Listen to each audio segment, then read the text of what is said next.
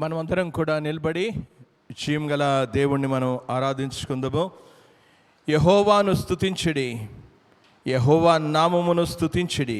యెహోవా సేవకులారా, యెహోవా మందిరములో మన దేవుని మందిరపు ఆవరణములో నిల్చుండు వార్లారా, యెహోవాను స్తుతించుడి.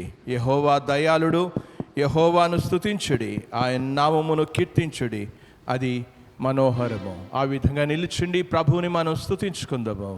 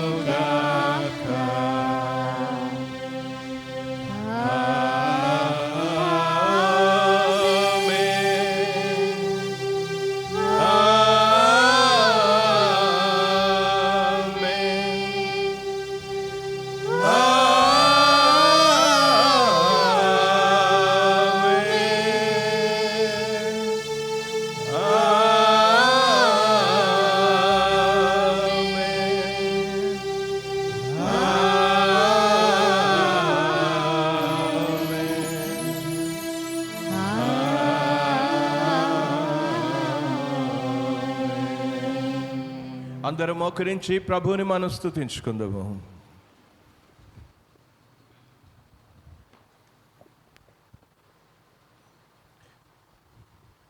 సర్వశక్తిగల తండ్రి, సర్వోన్నతుడా, సర్వాధికారి, మీకు వేలాది వందనాలు స్తోత్రాలు చెల్లిస్తూ ఉన్నాం.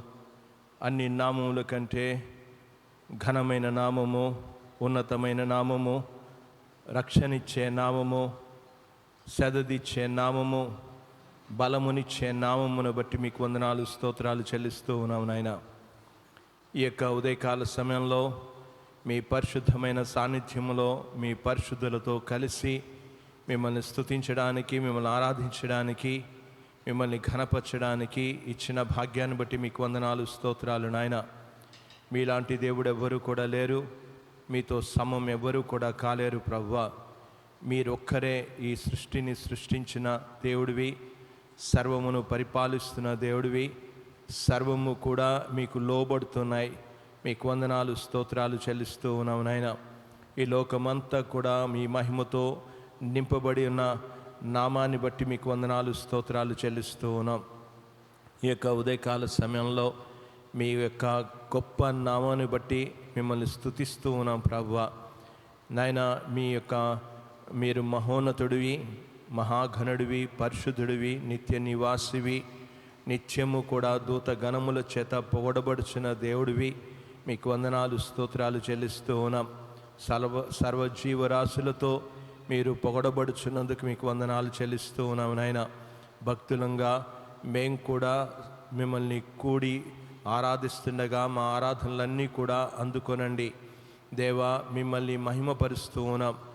దేవా, ఈ యొక్క ఉదయకాల సమయంలో మాకు అనుగ్రహించిన ఈ గొప్ప భాగ్యాన్ని బట్టి మీకు వందనాలు.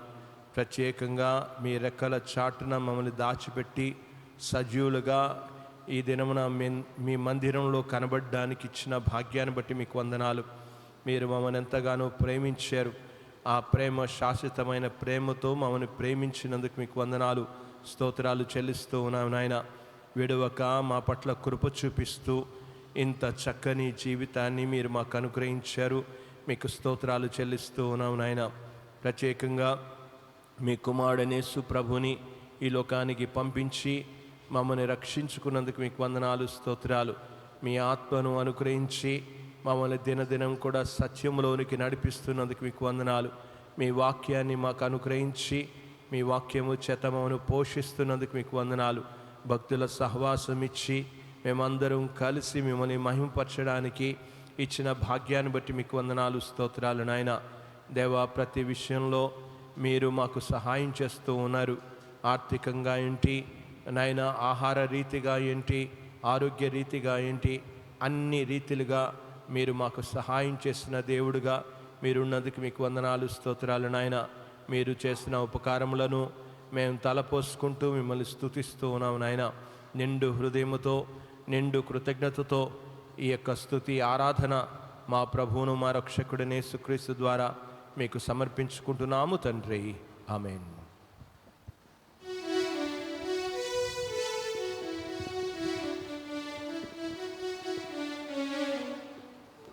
యెహోవా నా బలమా యథార్థమైంది. మొదటి 5 చరణాలు మాత్రమే పాడుకుందాం మనం.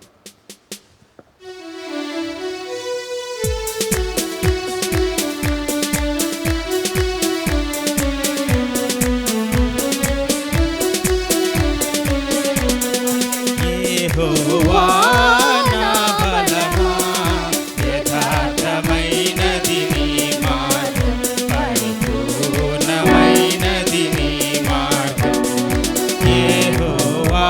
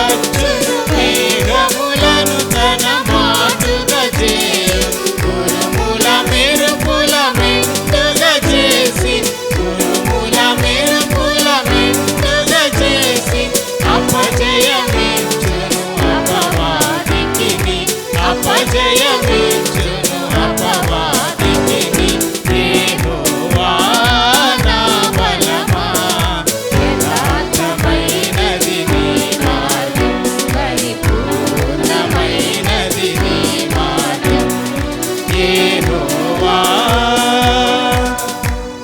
పరిశుద్ధ బైబిల్ గ్రంథంలో నుండి 119వ కీర్తన 57వ చరణం నుంచి 64 వరకు ఉన్న చరణ భాగాన్ని ఉత్తర ప్రతితి రీతిగా చదువుకుందాం. 57వ చరణం నుంచి 64 వరకు ఉన్న చరణ భాగాన్ని ఉత్తర ప్రతితి రీతిగా చదువుకుందాం. యెహోవా నీవే నా భాగము, నీ వాక్యమును అనుసరించి నడుచుకుందునని నేను నిశ్చయించుకొని ఉన్నాను.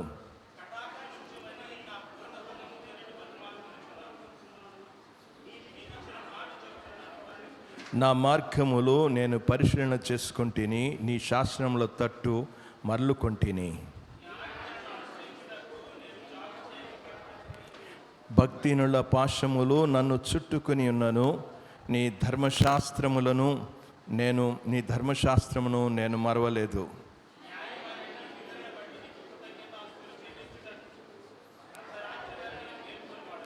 నీ యందు భయభక్తులు గల వారినందరికీ, నీ ఉపదేశములను అనుసరించు వారికి నేను చెలికాడును.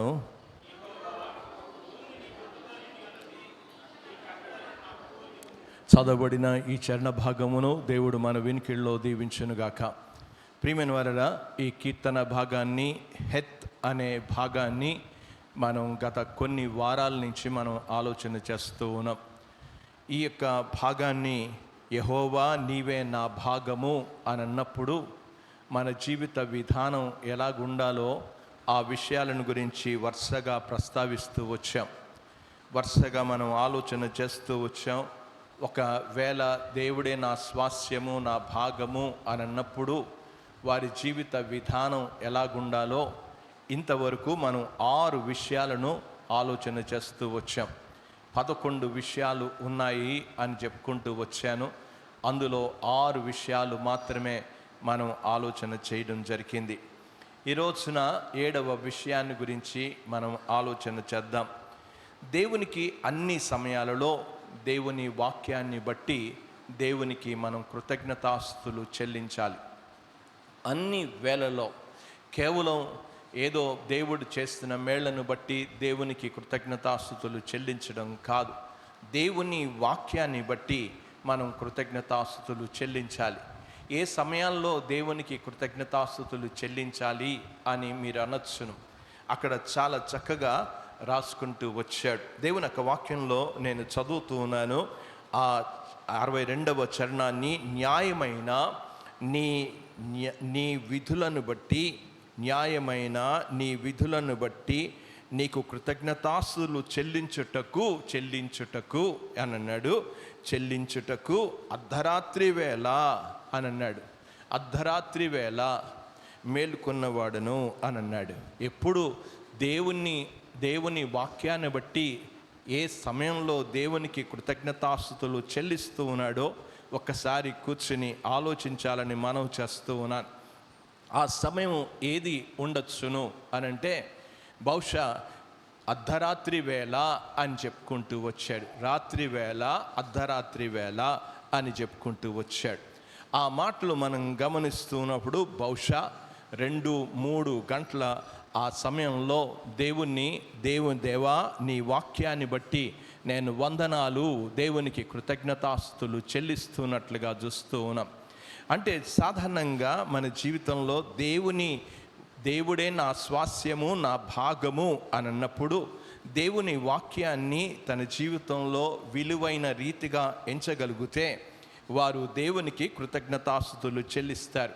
ఆ తెల్లవారుజామున అర్ధరాత్రి వేళ దేవునికి కృతజ్ఞతలు చెప్పుతున్నట్లుగా చూస్తూ ఉన్నాం. దేవునితో ఒక సరి అయిన సంబంధాన్ని కలిగి ఉన్నవారు వారు దేవునిని తప్పకుండా కృతజ్ఞతాస్తుతులు చెల్లిస్తారు. అది మనం గమనిస్తున్నప్పుడు అర్ధరాత్రి అనే మాటను ఉపయోగించాడు. అందుకే ఆ మాటలు గమనించాలి.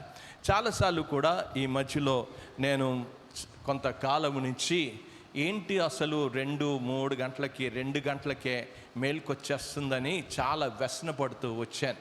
ఏంటి ఉదయం లెగిస్తే చాలా పనులు ఉన్నాయి, ఇక ఇంత సేవ ఉంది, ఈ రోజంతా కూడా సేవ ఉంది, ఈ యొక్క అర్ధరాత్రి వేళ 2 గంటలకే తెలివి వచ్చేస్తుందేంటి, ఈరోజు అలసిపోతే నిద్ర సరిగ్గా లేకపోతే ఏం పని చేస్తాను అని చాలా బాధపడుతూ ఉన్నాను. చాలా వారాల నుంచి బాధపడుతున్న సమయంలో నేను అకస్మాత్తుగా ఈ వాక్య భాగాన్ని చదువుకున్నాను. అదే సమయంలో ఒక వ్యక్తి సిఎస్ లూయిస్ అనే ఆ వ్యక్తి కూడా రాసిన వివరాలను కూడా చదవడం ప్రారంభించాను. అర్ధరాత్రి వేళ మేల్కొని వస్తే నువ్వేమి విచారపడనవసరం లేదు, ఏమి చింతించనవసరం లేదు.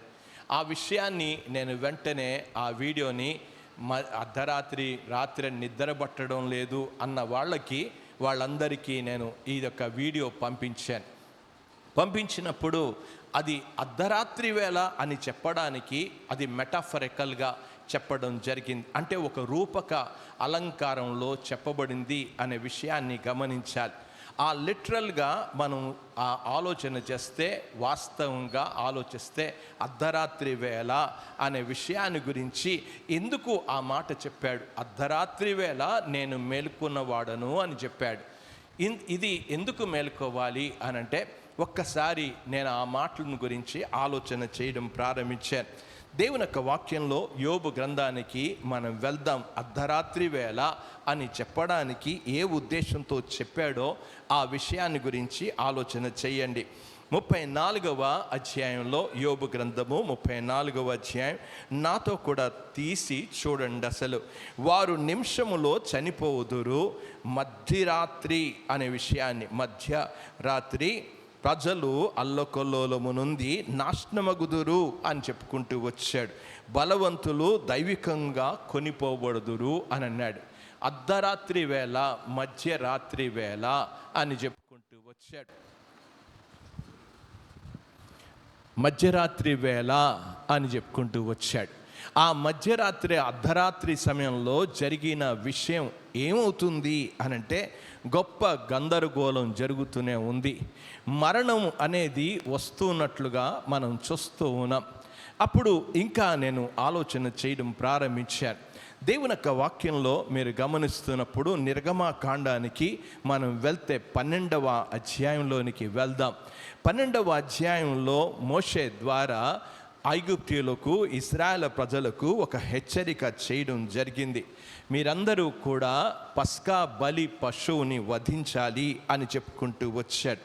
వారందరూ కూడా వధించిన తర్వాత అర్ధరాత్రి వేళ జరిగిన విషయం ఏంటో అనేది ఇప్పుడు మనం ఆలోచన చేద్దాం. నాతో కూడా తీసి చూడండి. నిర్గమకాండము 12వ అధ్యాయం 29వ వచనంలో జరుగుతూ ఉన్న అర్ధరాత్రి వేళ జరిగినదేమనగా అని అన్నాడు. ఎప్పుడు జరిగింది అనంటే అర్ధరాత్రి వేళ అనే విషయాన్ని చెప్పాడు. ఎప్పుడు జరుగుతుంది ఆ సంఘటన అనేది?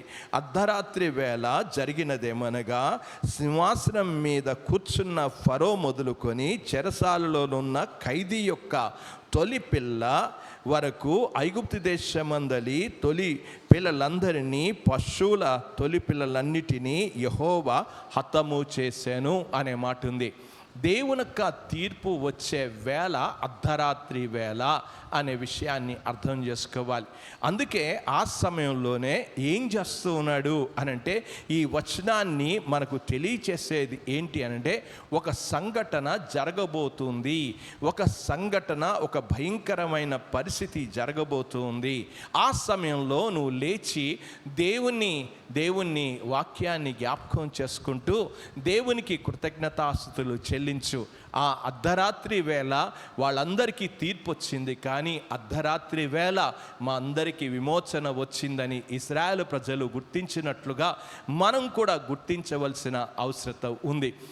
నేను ఇక్కడికి వచ్చిన తర్వాత నేను ఇంకా ఆలోచిస్తూ ఉన్న అర్ధరాత్రి వేళ ఇంకేమన్నా జరిగిందా అనే విషయాన్ని గురించి ఆలోచన చేస్తున్నప్పుడు మీరు అపోస్తల కార్యము 16వ అధ్యాయానికి వస్తే 16వ అధ్యాయంలో కూడా చెరసాల్లో వేసినట్లుగా చూస్తూ ఉన్నాం. వాళ్ళను బోండాలు బిగించి చాలా ఇబ్బందులు పెట్టారు. వాళ్ళు లేచింది ఎప్పుడో చూడండి. దేవుని యొక్క వాక్యంలో మాటలు నేను చదువుతూ ఉన్నాను. 16వ అధ్యాయం 25 వచనంలో, అయితే మధ్యరాత్రి వేళ పౌలు శీలలు దేవునికి ప్రార్థించుచు కీర్తనలు పాడుచుండిరి అనే మాట రాయబడింది. ఏం చేస్తున్నారంట? అర్ధరాత్రి వేళ, మధ్యరాత్రి వేళ లేచి పాటలు పాడడం ప్రారంభించారు. దేవుడు ఒక గొప్ప కార్యం చేశాడు. సంఖ్యలన్నీ కూడా ఊడిపోయి చెరసాల్లో ఉన్న వాళ్ళందరూ విడిపింపబడ్డారు. గనక అర్ధరాత్రి వేళ మెలకు వస్తే చిరాకు పడకండి, వ్యసన పడకండి. దేవుణ్ణి ప్రార్థన చేయడం నేర్చుకుందాం. దేవునికి కృతజ్ఞతాస్తుతులు చెల్లిద్దాం. దేవా, నువ్వు అర్ధరాత్రి వేళ నన్ను మేల్కొన్నవాడిగా చేశావు.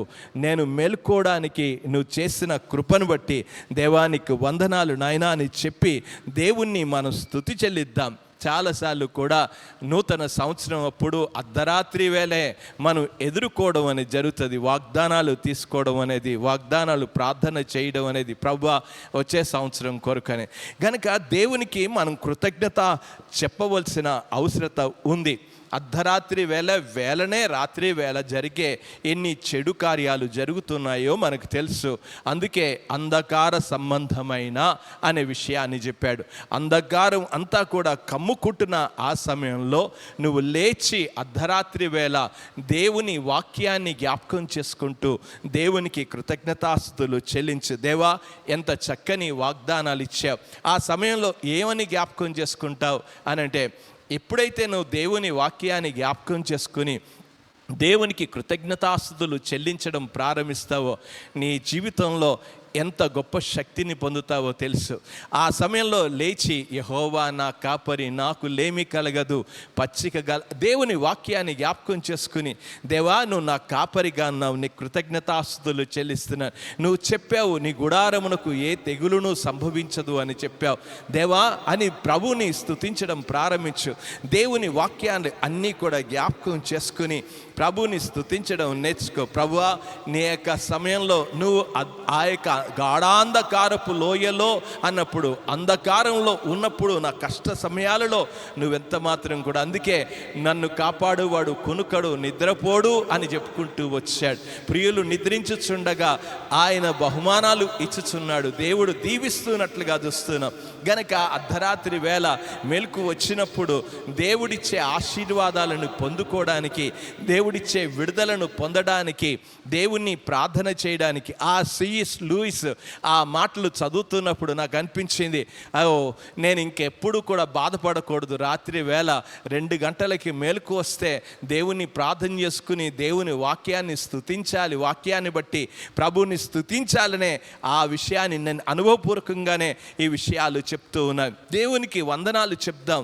దేవా, నీవిచ్చిన వాక్యం ఎంత గొప్పదయ్యా, ఎంత గొప్ప శక్తి. ఆ రాత్రి సమయంలో నువ్వు జ్ఞాపకం చేసుకోవడం వలన ఉదయం అంతా కూడా ఎంత శక్తితో నింపబడతావో నీకే అర్థమవుతుంది. అసలు చాలామందికి నిద్ర పట్టడం లేదని వ్యసనపడుతూ ఉంటారు. ప్రియమైన వారడా, నీకు నిద్ర పట్టకపోవడం కాదు, దేవుడు నిన్ను మేల్కొలుపుతూ ఉన్నాడు. అక్కడ చెప్తూ ఉన్నాడు చూడండి, 62వ చరణంలో నేను ఆ మాటలు చదువుతూ ఉన్నాను చూడండి.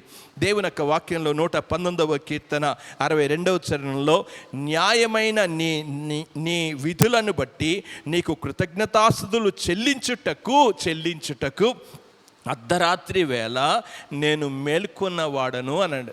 నీకు దేవుడే మేల్కు ఇస్తూ ఉన్నప్పుడు అది గుర్తించు. దేవుడు నిన్ను ప్రార్థన చేయమంటున్నాడు, దేవుడు కృతజ్ఞతాస్తుతులు చెల్లించమంటున్నాడు.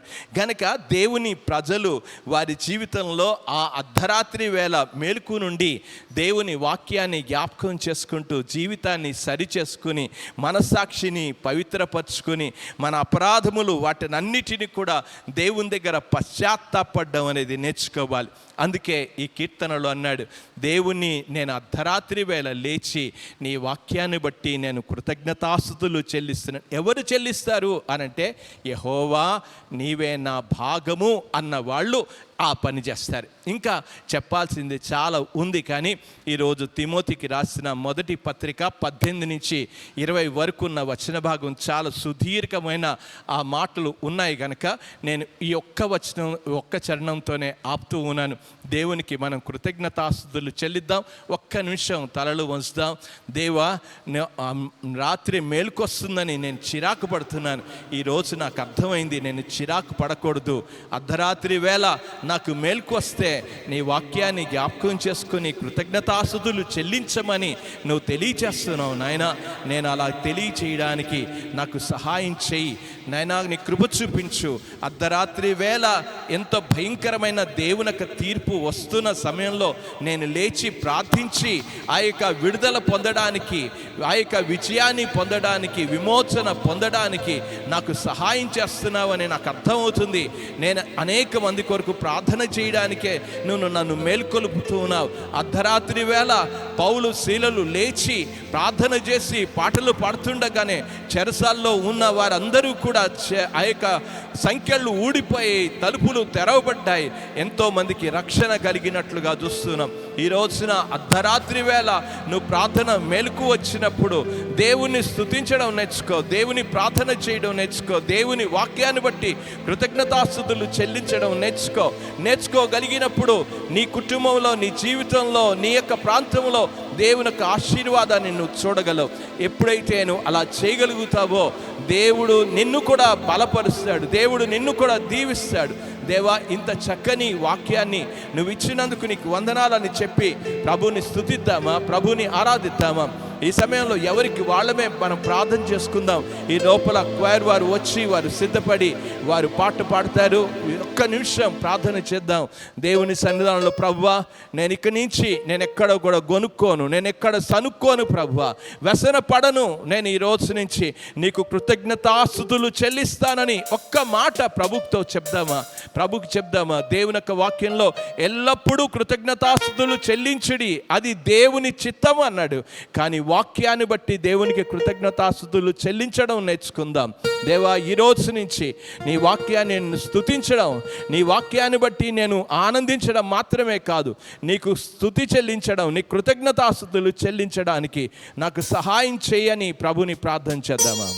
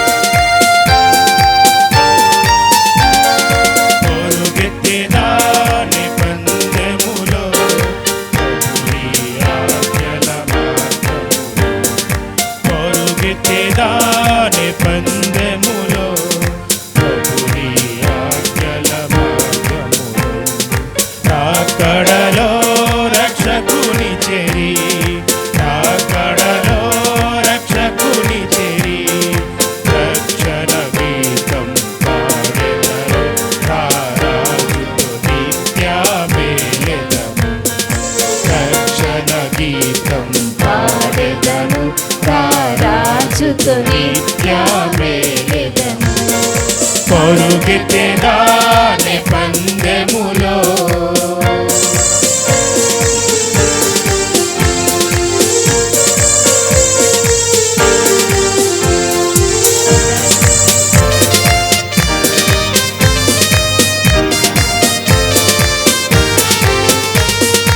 అందరిలో నన్నేరుకొని దావీదు వలె నన్ను కోరుకొని, అందరిలో నన్నేరుకొని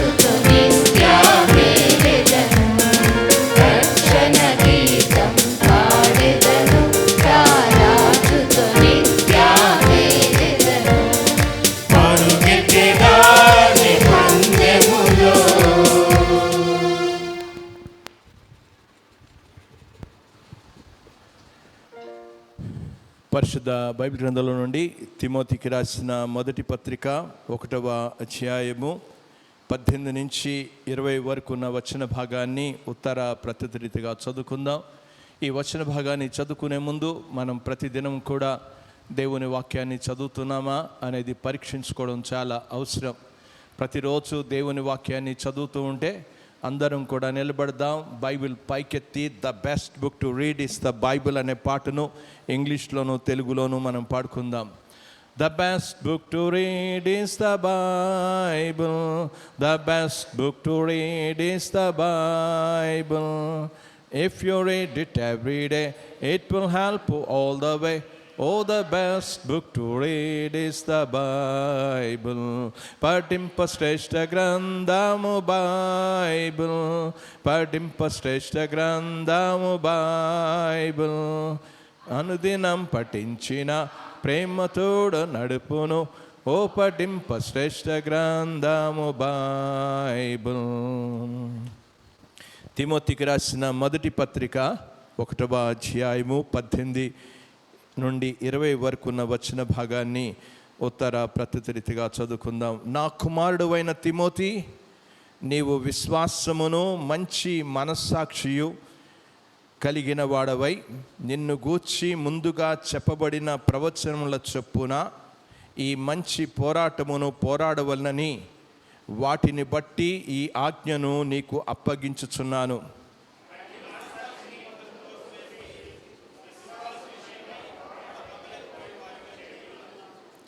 వారిలో హుమియోనును అలెగ్జాంద్రియును ఉన్నారు. వీరు దూషింపకుండా శిక్షింపబడుటకై వీరిని సాతానునకు అప్పగించి తిని. చదవబడిన ఈ వాక్య భాగమును దేవుడు మన వినికిల్లో దీవించునుగాక. ప్రార్థన చేసుకుందాం, ప్రభువుని అడుగుదాం. దేవా, ఈరోజు నా కొరకు ఏ వాక్యాన్ని దాచి ఉంచావు? మా సంఘాన్ని మేము సరిచేసుకోవడానికి, మా విశ్వాస జీవితాన్ని సరిచేసుకోవడానికి నువ్వు ఏమి మాట్లాడాలని ఇష్టపడుతున్నావో నాతో మాట్లాడు ప్రభువా. ఈ సంఘము సత్యమునకు స్తంభమునగా ఉండాలని నువ్వు ఇష్టపడుతూ ఉన్నావు. మీరు గత వారాల్లో నుంచి సంఘము సత్యమునకు స్తంభమును ఆధారమునై ఉన్నదని ఆ మాటల ద్వారా ఈ తిమోతికి రాసిన పత్రికలో నుంచి మాతో మాట్లాడుతూ ఉన్నావు. ఈరోజు ఏమి మాట్లాడాలని నువ్వు ఇష్టపడుతున్నావో నాతో మాట్లాడు నాయనా అని ప్రభుని ప్రార్థన చేసుకుందాం. ప్రభువా సెలవిమ్ము, నీ దాసుడు ఆలకించుచున్నాడని సమూయేలు ఏ విధంగా ప్రార్థన చేసుకున్నాడో ప్రభు ప్రార్థన చేసినప్పుడు ప్రభు మాట్లాడాడు. ఈరోజు దేవుడు నీతో కూడా మాట్లాడాలని ఇష్టపడుతూ ఉన్నాడు. ఇక్కడున్న ప్రతి వ్యక్తిని ఉద్దేశించి దేవుడు ఒక గొప్ప సందేశాన్ని ఇవ్వాలని ఎవరికి వాళ్ళమే మనం ప్రార్థన చేసుకుందాం. జీవంగల దేవా, మీకు స్తోత్రాలు చెల్లిస్తూ ఉన్నాం. మీరే నిత్య జీవపు మాటలు గలవారు గనక మీరే మాతో మాట్లాడండి నాయన. మీ స్వరం మాకు వినిపించండి. మీ మధురమైన స్వరం, మీ చిత్తాన్ని తెలిపే స్వరము, మా జీవితాన్ని బాగు చేసే స్వరము ప్రభువా, మమ్మల్ని స్వస్థపరిచే స్వరము, మా మానసిక శారీరక రుగ్మతములు అన్నిటినీ కూడా సరిచేసే మీ స్వరం మాకు వినిపించండి నాయన. ప్రతి పాపము నుండి శాపము నుంచి విడుదలిచ్చే మీ మాటలు మాకు కావాలి. మీరే మాతో మాట్లాడండి నాయన. కేవలం మీరు మాత్రమే మహిమపరచబడాలని యేసు శక్తిగల నామమున ప్రార్థించి వేడుకుంటున్నాము తండ్రి, ఆమేన్.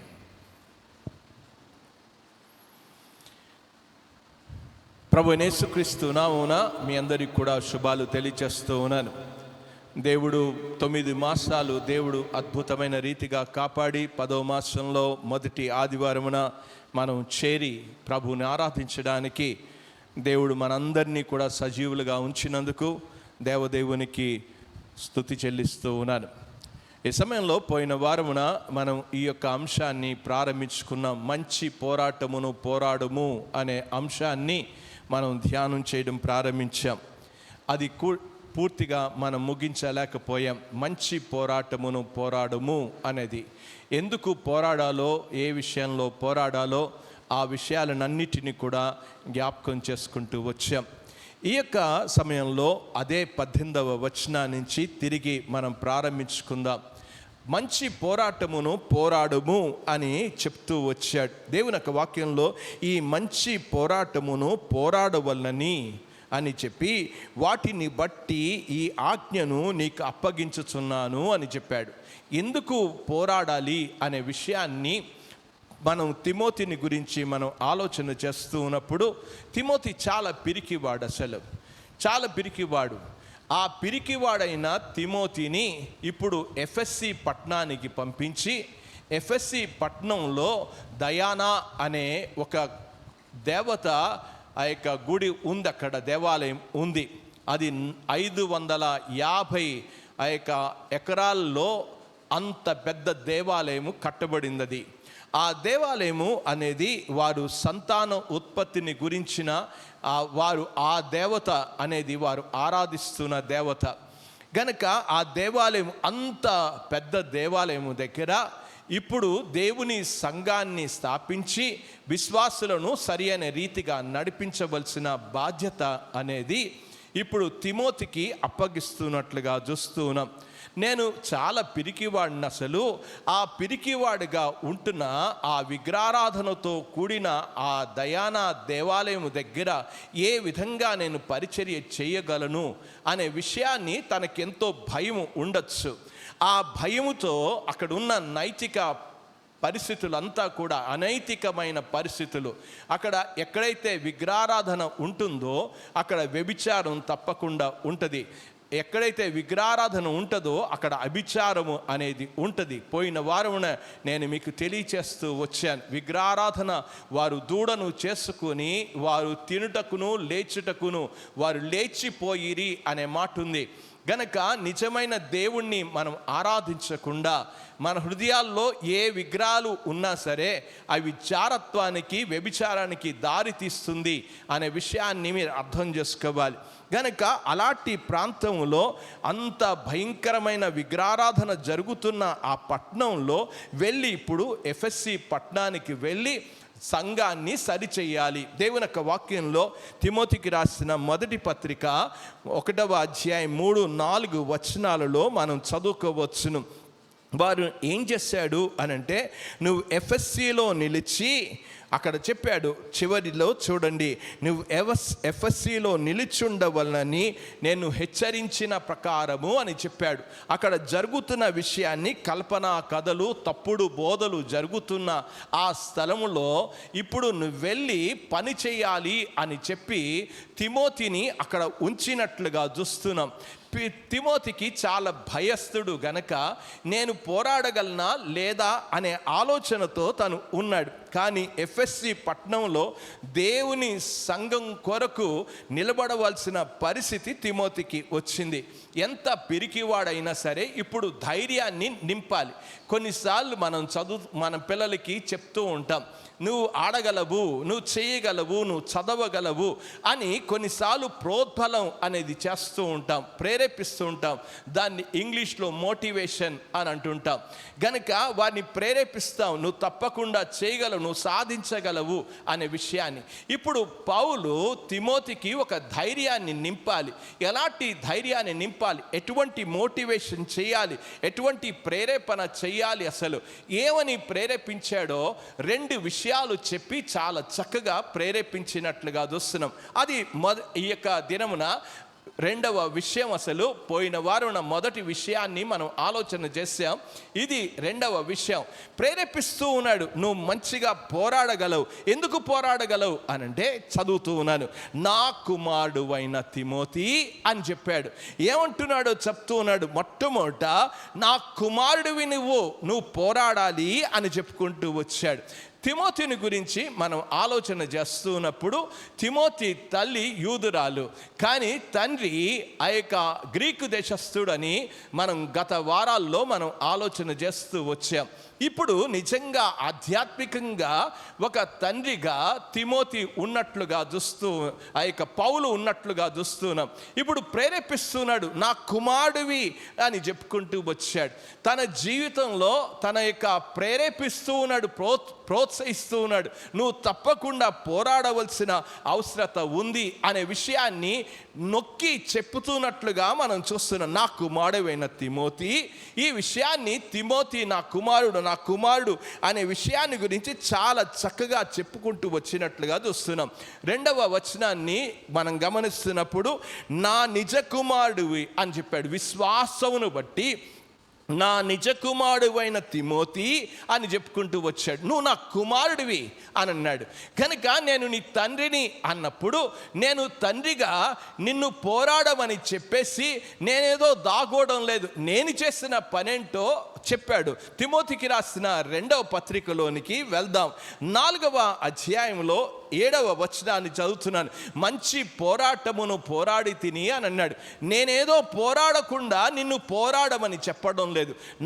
నా కుమారుడు అయితే, నేను తండ్రినైతే తండ్రి పోరాడాడు, కొడుకు కూడా పోరాడాలి అని చెప్పేసి కొడుకుగా నువ్వు నిలబడాలి అనే విషయాన్ని ప్రేరేపిస్తున్నట్లుగా చూస్తూ ఉన్నాం.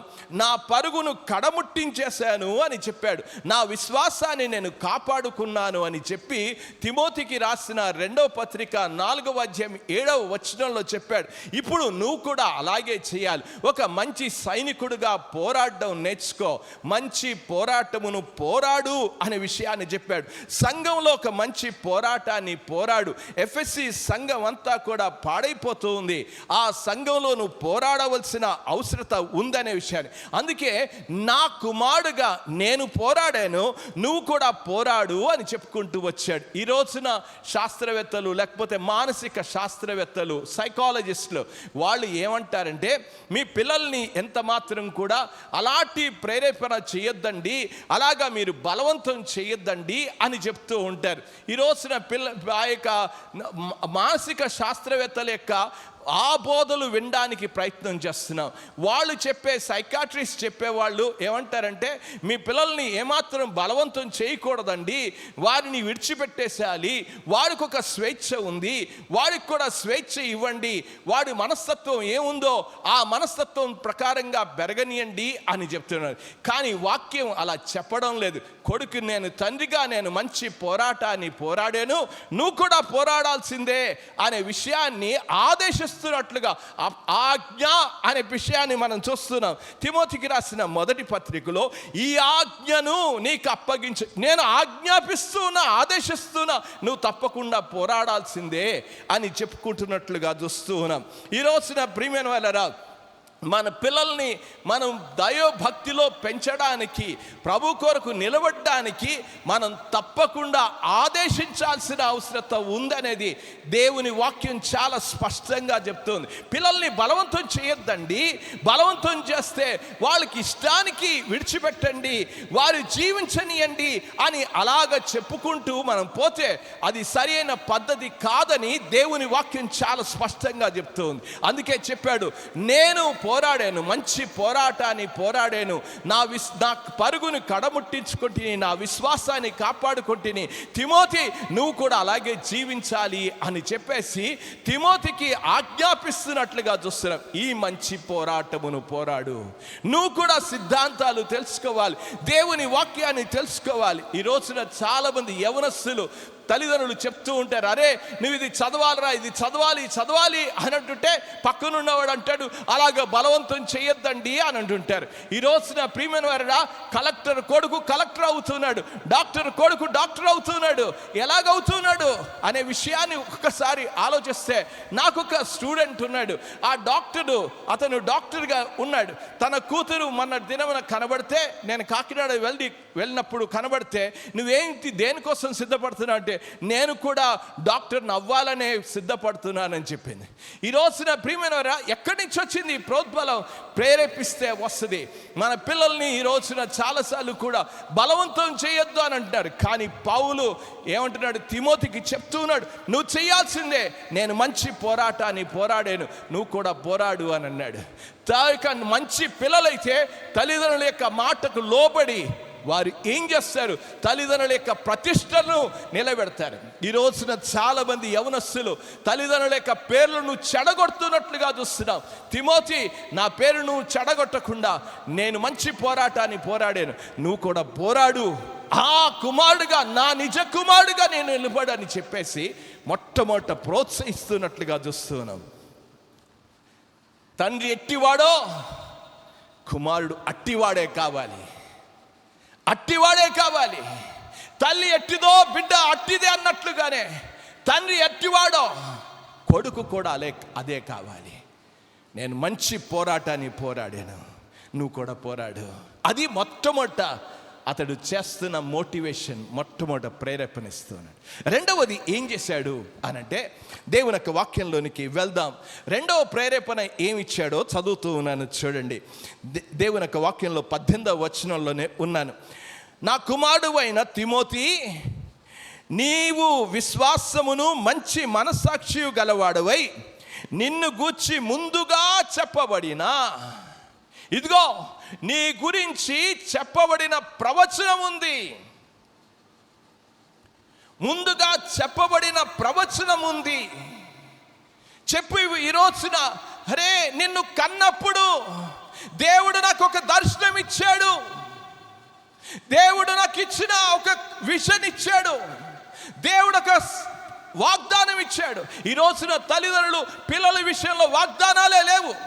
ఎందుకు ఇచ్చాడో, ఎందుకు పేర్లు పెడుతున్నావు? సినిమా స్టైల్లో పేర్లు పెట్టుకుంటున్నారు తప్ప నిజంగా దేవుణ్ణి అడిగి పెట్టుకుంటున్నారు. ఒక్కసారి ఆలోచించండి.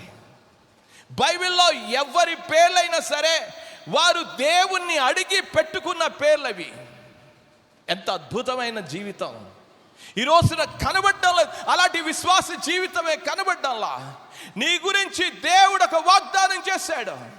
రెబెకాతో మాట్లాడుతూ అన్నాడు, ఐకా పెద్దవాడు చిన్నవాడికి దాసుడు అవుతాడు. యాకోబు విషయంలో ఒక ప్రామిస్ ఉంది, వాగ్దానం ఉన్నది. వారు గమనించారు, గుర్తించారు. ఇస్సాకు పట్ల ఒక వాగ్దానం ఉన్నది, నువ్వు వాగ్దాన పుత్రుడు అని. వాగ్దానాలు ఉన్నాయి. ఈ రోజున పిల్లలకి నేను అడిగి ప్రార్థన చేశాను, దేవుడు నాకు ఇచ్చాడు ఈ బిడ్డని, ఈ బిడ్డను నీ కొరకు పెంచడానికి ఒక ప్రవచనం ఉంది, ఒక దర్శనం ఉంది. పౌలు ఇప్పుడు చెప్తూ ఉన్నాడు, ఆ మాటలు చదువుతున్నాను. ముందుగా చెప్పబడిన ప్రవచనంలో చెప్పునా. ఎందుకు పోరాడాలి? దేవుడు నిన్ను ఏర్పాటు చేసుకున్నాడు. ఒక మంచి సైనికుడిగా పోరాటం నేర్చుకో. నా కొడుకుగా నువ్వు పోరాటం నేర్చుకో. తిమోతికి రాసిన మొదటి పత్రికలోనికి వెళ్దాం. 6వ అధ్యాయం 12వ వచనంలో చదువుతున్నాను. విశ్వాస సంబంధమైన మంచి పోరాడము. దేనికోసం పోరాడాలి? కింద చెప్పాడు, నిత్య జీవమును చేపట్టుము. ఆ మాటలు మనం గమనించాలి. నిత్య జీవమును చేపట్టుము, దాన్ని పొందుటకు నువ్వు పిలువబడ్డావు.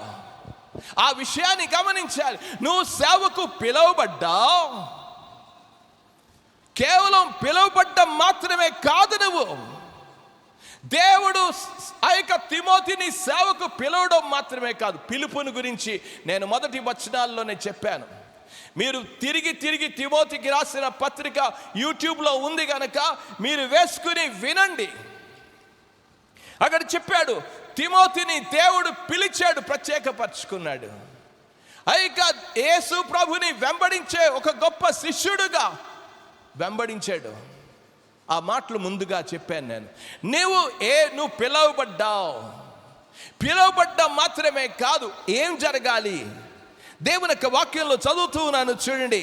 పిలువబడి అనేక సాక్షుల ఎదుట నువ్వు పిలువబడిన సాక్ష్యం కూడా ఉంది. నిన్ను ఏం చేశారు అనంటే, దేవుని యొక్క సేవకు పిలువబడిన తర్వాత పెద్దల చేత నిర్ధారణ చేయబడాలి. పెద్దల చేత నిజంగా ఇతడు సేవకు పిలువబడ్డాడని నిర్ధారణ కావాలి. ఎలా కావాలి? దేవుని యొక్క వాక్యంలో అపోస్తలుల కార్యంలో 9వ అధ్యాయంలో సౌలుని పౌలుగా మార్చి దేవుడు పిలిచాడు. సౌలా సౌలా అని పిలిచాడు. నువ్వు రాజుల ఎదుటను అధికారుల ఎదుటను నేను ఏర్పరచుకున్న సాధనం అన్నాడు. ఇప్పుడు వెళ్ళి డప్పా కొట్టుకోలా, దేవుడు నన్ను పిలిచాడు, దేవుడు అని పిలవలా అని చెప్పలా. ఈ రోజున చాలా మంది దేవుడు నన్ను పిలిచాడు, పిలిస్తే దేవుని యొక్క నిర్ధారణ కావాలి. నిజంగా సేవకు పిలువబడితే పెద్దల చేత, దేవుని యొక్క భక్తుల చేత నిర్ధారణ కావాలి. చూడండి, దేవుని యొక్క వాక్యంలో చదువుతూ ఉన్నాను. అపోస్తలుల కార్యం 13వ అధ్యాయం వరకు పౌలు ఏమి సేవ చేసినట్లు కనబడతాం. దేవుని యొక్క వాక్యంలో మనం మొదటి 3 వచనాల్లో చదువుతూ ఉన్నప్పుడు కనబడుతుంది. అక్కడ ఏం చేశారంటే, వారందరూ కూడా ప్రభువుని సేవిస్తుండగా, 2వ వచనంలో, వారు ప్రభువును సేవించుచు ఉపవాసము చేయుచుండగా పరిశుద్ధాత్మ నేను బర్నబాను సౌలును పిలిచి పని కొరకు వారిని ప్రత్యేకపరచుడని వారితో, ఎవరితో చెప్పాడు? సంఘ పెద్దలతో చెప్పాడు. ఈరోజు సేవకు చేసావు, దేవుడు పిలిచాడని కాదు, సేవకు వస్తే పెద్దల చేత నిర్ధారణ చేయబడాలి. అప్పుడు ఏం చేశారంట ఆ పెద్దలు? దేవుని యొక్క వాక్యంలో, అంతటా వారు ఉపవాసం ఉండి ప్రార్థన చేసి వారి మీద చేతులుంచి హస్తాలు ఉంచారు. దేవుని చేత పిలువబడితే పెద్దల చేత నిర్ధారణ చేయబడాలి. తిమోతి నిర్ధారణ చేయబడ్డాడా లేదా? రండి తిరిగి వచ్చేద్దాం మనం దేవుని యొక్క వాక్యంలో. తిమోతికి రాసిన మొదటి పత్రికలోనికి రండి.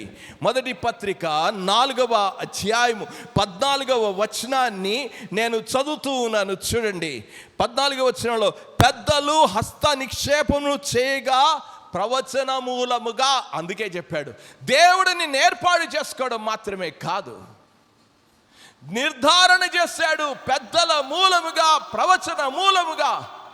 అందుకే నిలబడు, పోరాడు. దేవుని వాక్యము నీ దగ్గరికి వచ్చింది, నువ్వు పిరికివాడుగా ఉండవద్దు.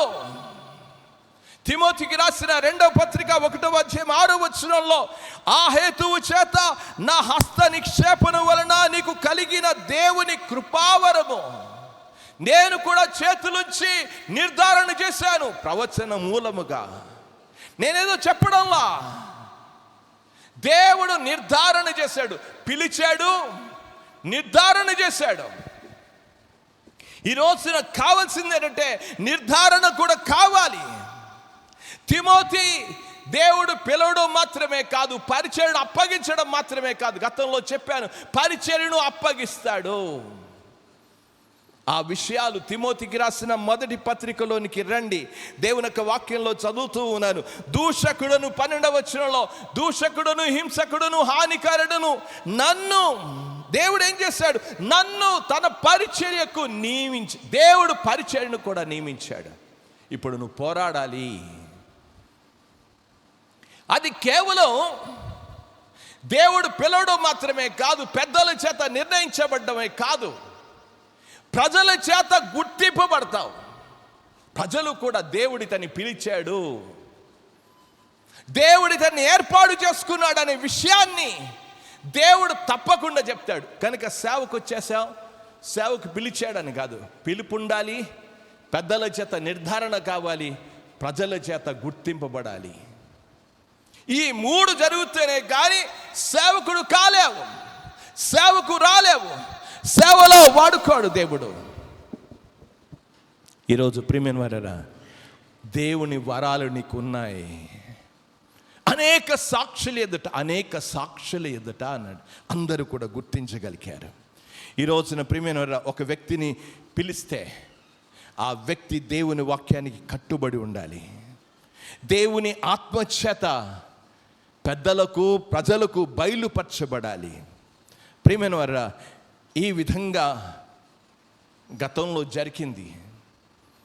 తిమోతికి చెప్తున్నాడు, దేవుడు ప్రవచన మూలంగా చెప్పాడు, మంచి పోరాటాన్ని పోరాడు. సంఘ చరిత్రలో చాలా ఉన్నాయండి. ఓ రోజున ఒక మీటింగ్కి జాన్ నాక్స్ అనే అతను వెళ్ళాడు. జాన్ నాక్స్ అనేది, ఈ జాన్ నాక్స్ అనేది చాలా అద్భుతంగా ప్రార్థన చేసిన వ్యక్తి. స్కాట్లాండ్ దేశానికి చెందిన జాన్ నాక్స్ అని అతడు give me Scotland or I die, నేను ఈ స్కాట్లాండ్ దేశాన్ని ఇవ్వకపోతే నేను చస్తానని చెప్పిన జాన్ నాక్స్ యొక్క ప్రార్థన చేత దేవుడు ఆ యొక్క రోమన్ క్యాథలిక్ బ్లడీ మేరీ అని అంటారు, రక్త పిపాస అయిన మేరీ సింహాసనాన్ని విడిచిపెట్టి, రాజ్యాన్ని విడిచిపెట్టి భ్రష్టురాలు వెళ్ళిపోయింది. అంత గొప్ప దాసుడు జాన్ నాక్స్ సేవకుడు. ఆ జాన్ నాక్స్ సేవకు రాకముందు ఒక మీటింగ్కి వెళ్ళాడు. మీటింగ్లో ఆ బోధకుడు ఆదివారం సమయంలో ఆరాధనలో ఉన్నప్పుడు జాన్ నాక్స్ కూడా ఉన్నాడు. ప్రసంగం చేస్తున్నాడు ఆ ప్రసంగికుడు. ఆ ప్రసంగికుడు మధ్యలో ఆపి జాన్ నాక్స్ వైపు చూసి సంబోధించాడు. దేవుడు నిన్ను పిలుస్తున్నాడు. జాన్ నాక్స్కి దేవుని పిలుపుంది. సేవకుని చేత నిర్ధారింపబడ్డాడు, గుర్తించబడ్డాడు. ఈ రోజున తిమోతి గుర్తించబడ్డాడు. అందుకే దేవుని చేత పిలువబడి, దేవుని పరిచర్య కొరకు నియమింపబడి, పెద్దల చేత నిర్ధారణ చేయబడి, ప్రజల చేత, విశ్వాసులందరి చేత గుర్తింపబడినప్పుడు, నువ్వు ఇంత గుర్తింపబడిన తిమోతి, నువ్వు వెనుకకు మళ్ళొద్దు, పోరాడు. ఈ మంచి పరిచర్యను దేవుడు నీకు ఇచ్చాడు. ఎఫెసీ సంఘం పాడైపోతుంటే దేవుడు నిన్ను వాడుకోవాలనుకుంటున్నాడు. నిలబడు, దేవుని చిత్తం ఇది. దేవుని పరిచర్య కోసం, సత్యం కొరకు నిలబడు. వదిలి పారిపోవద్దు. పిరికివాడని చెప్పేసి వెనుకకు వెళ్ళొద్దు. దేవుని కోసం నిలబడు. చాలామంది వారి జీవితాలలో సమస్యలు వస్తే, కష్టాలు వస్తే పారిపోతారు. ఎంతోమంది పారిపోయిన వాళ్ళు ఉన్నారు. దేమా పారిపోయాడు, సేవలో నుంచి పారిపోయాడు. మార్కు మధ్యలో నుంచి మొదటిసారిగా పారిపోయాడు. ఈరోజు సేవలో కష్టాలు వస్తే పారిపోయే వాళ్ళు చాలామంది ఉన్నారు. ఈరోజు ఏ కష్టాలు లేవులేండి సేవలో. ఈ రోజున సేవకులు చాలా చాలా గొప్పగానే ఉన్నారు.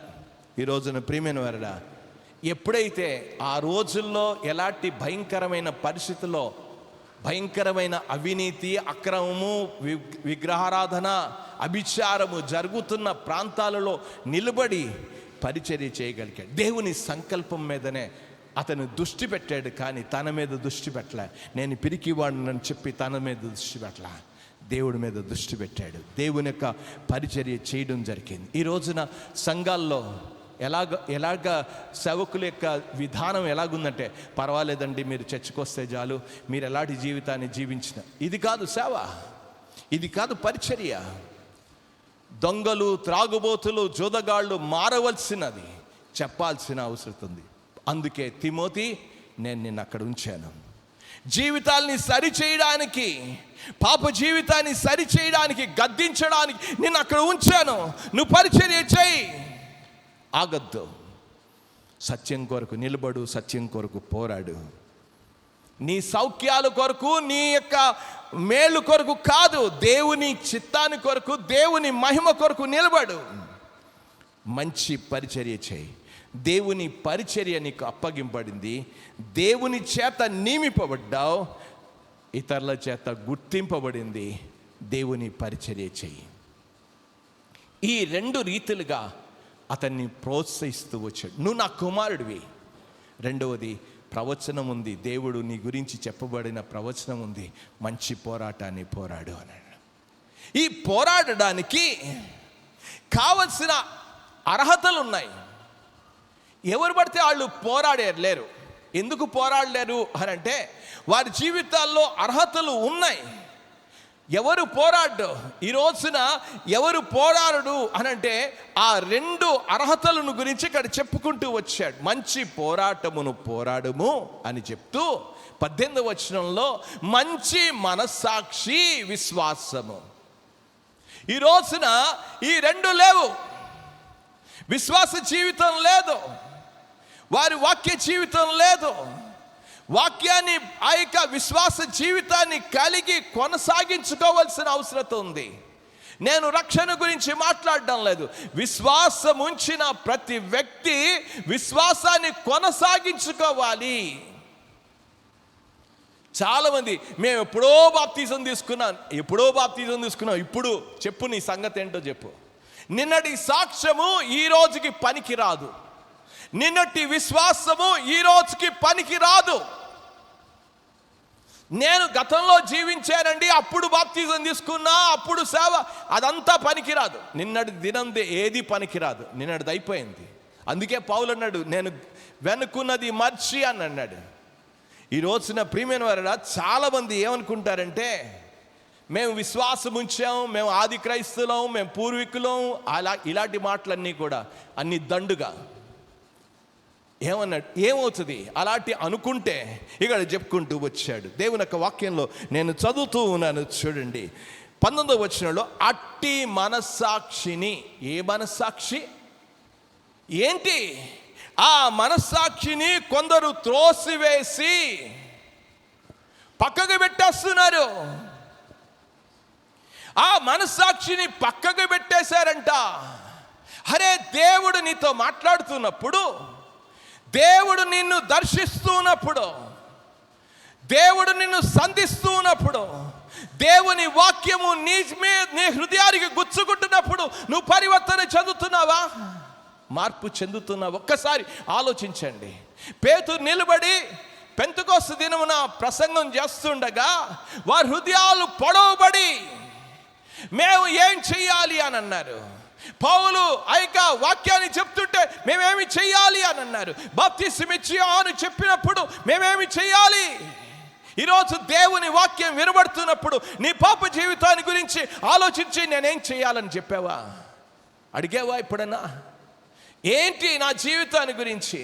ఈ రోజున చాలా మంది వారి జీవితాల్లో వాత వేయబడిన మనస్సాక్షి కలిగి ఉన్నారు. దేవుడు మాట్లాడుతున్నా, దేవుడు గద్దిస్తున్నా ఏమి పట్టించుకోరు. దేవుని యొక్క వాక్యంలో చదువుతున్నాను. తిమోతికి రాసిన మొదటి పత్రికలోనికి వెళ్దాం. 4వ అధ్యాయంలో చదువుతూ ఉన్నాను, చూడండి.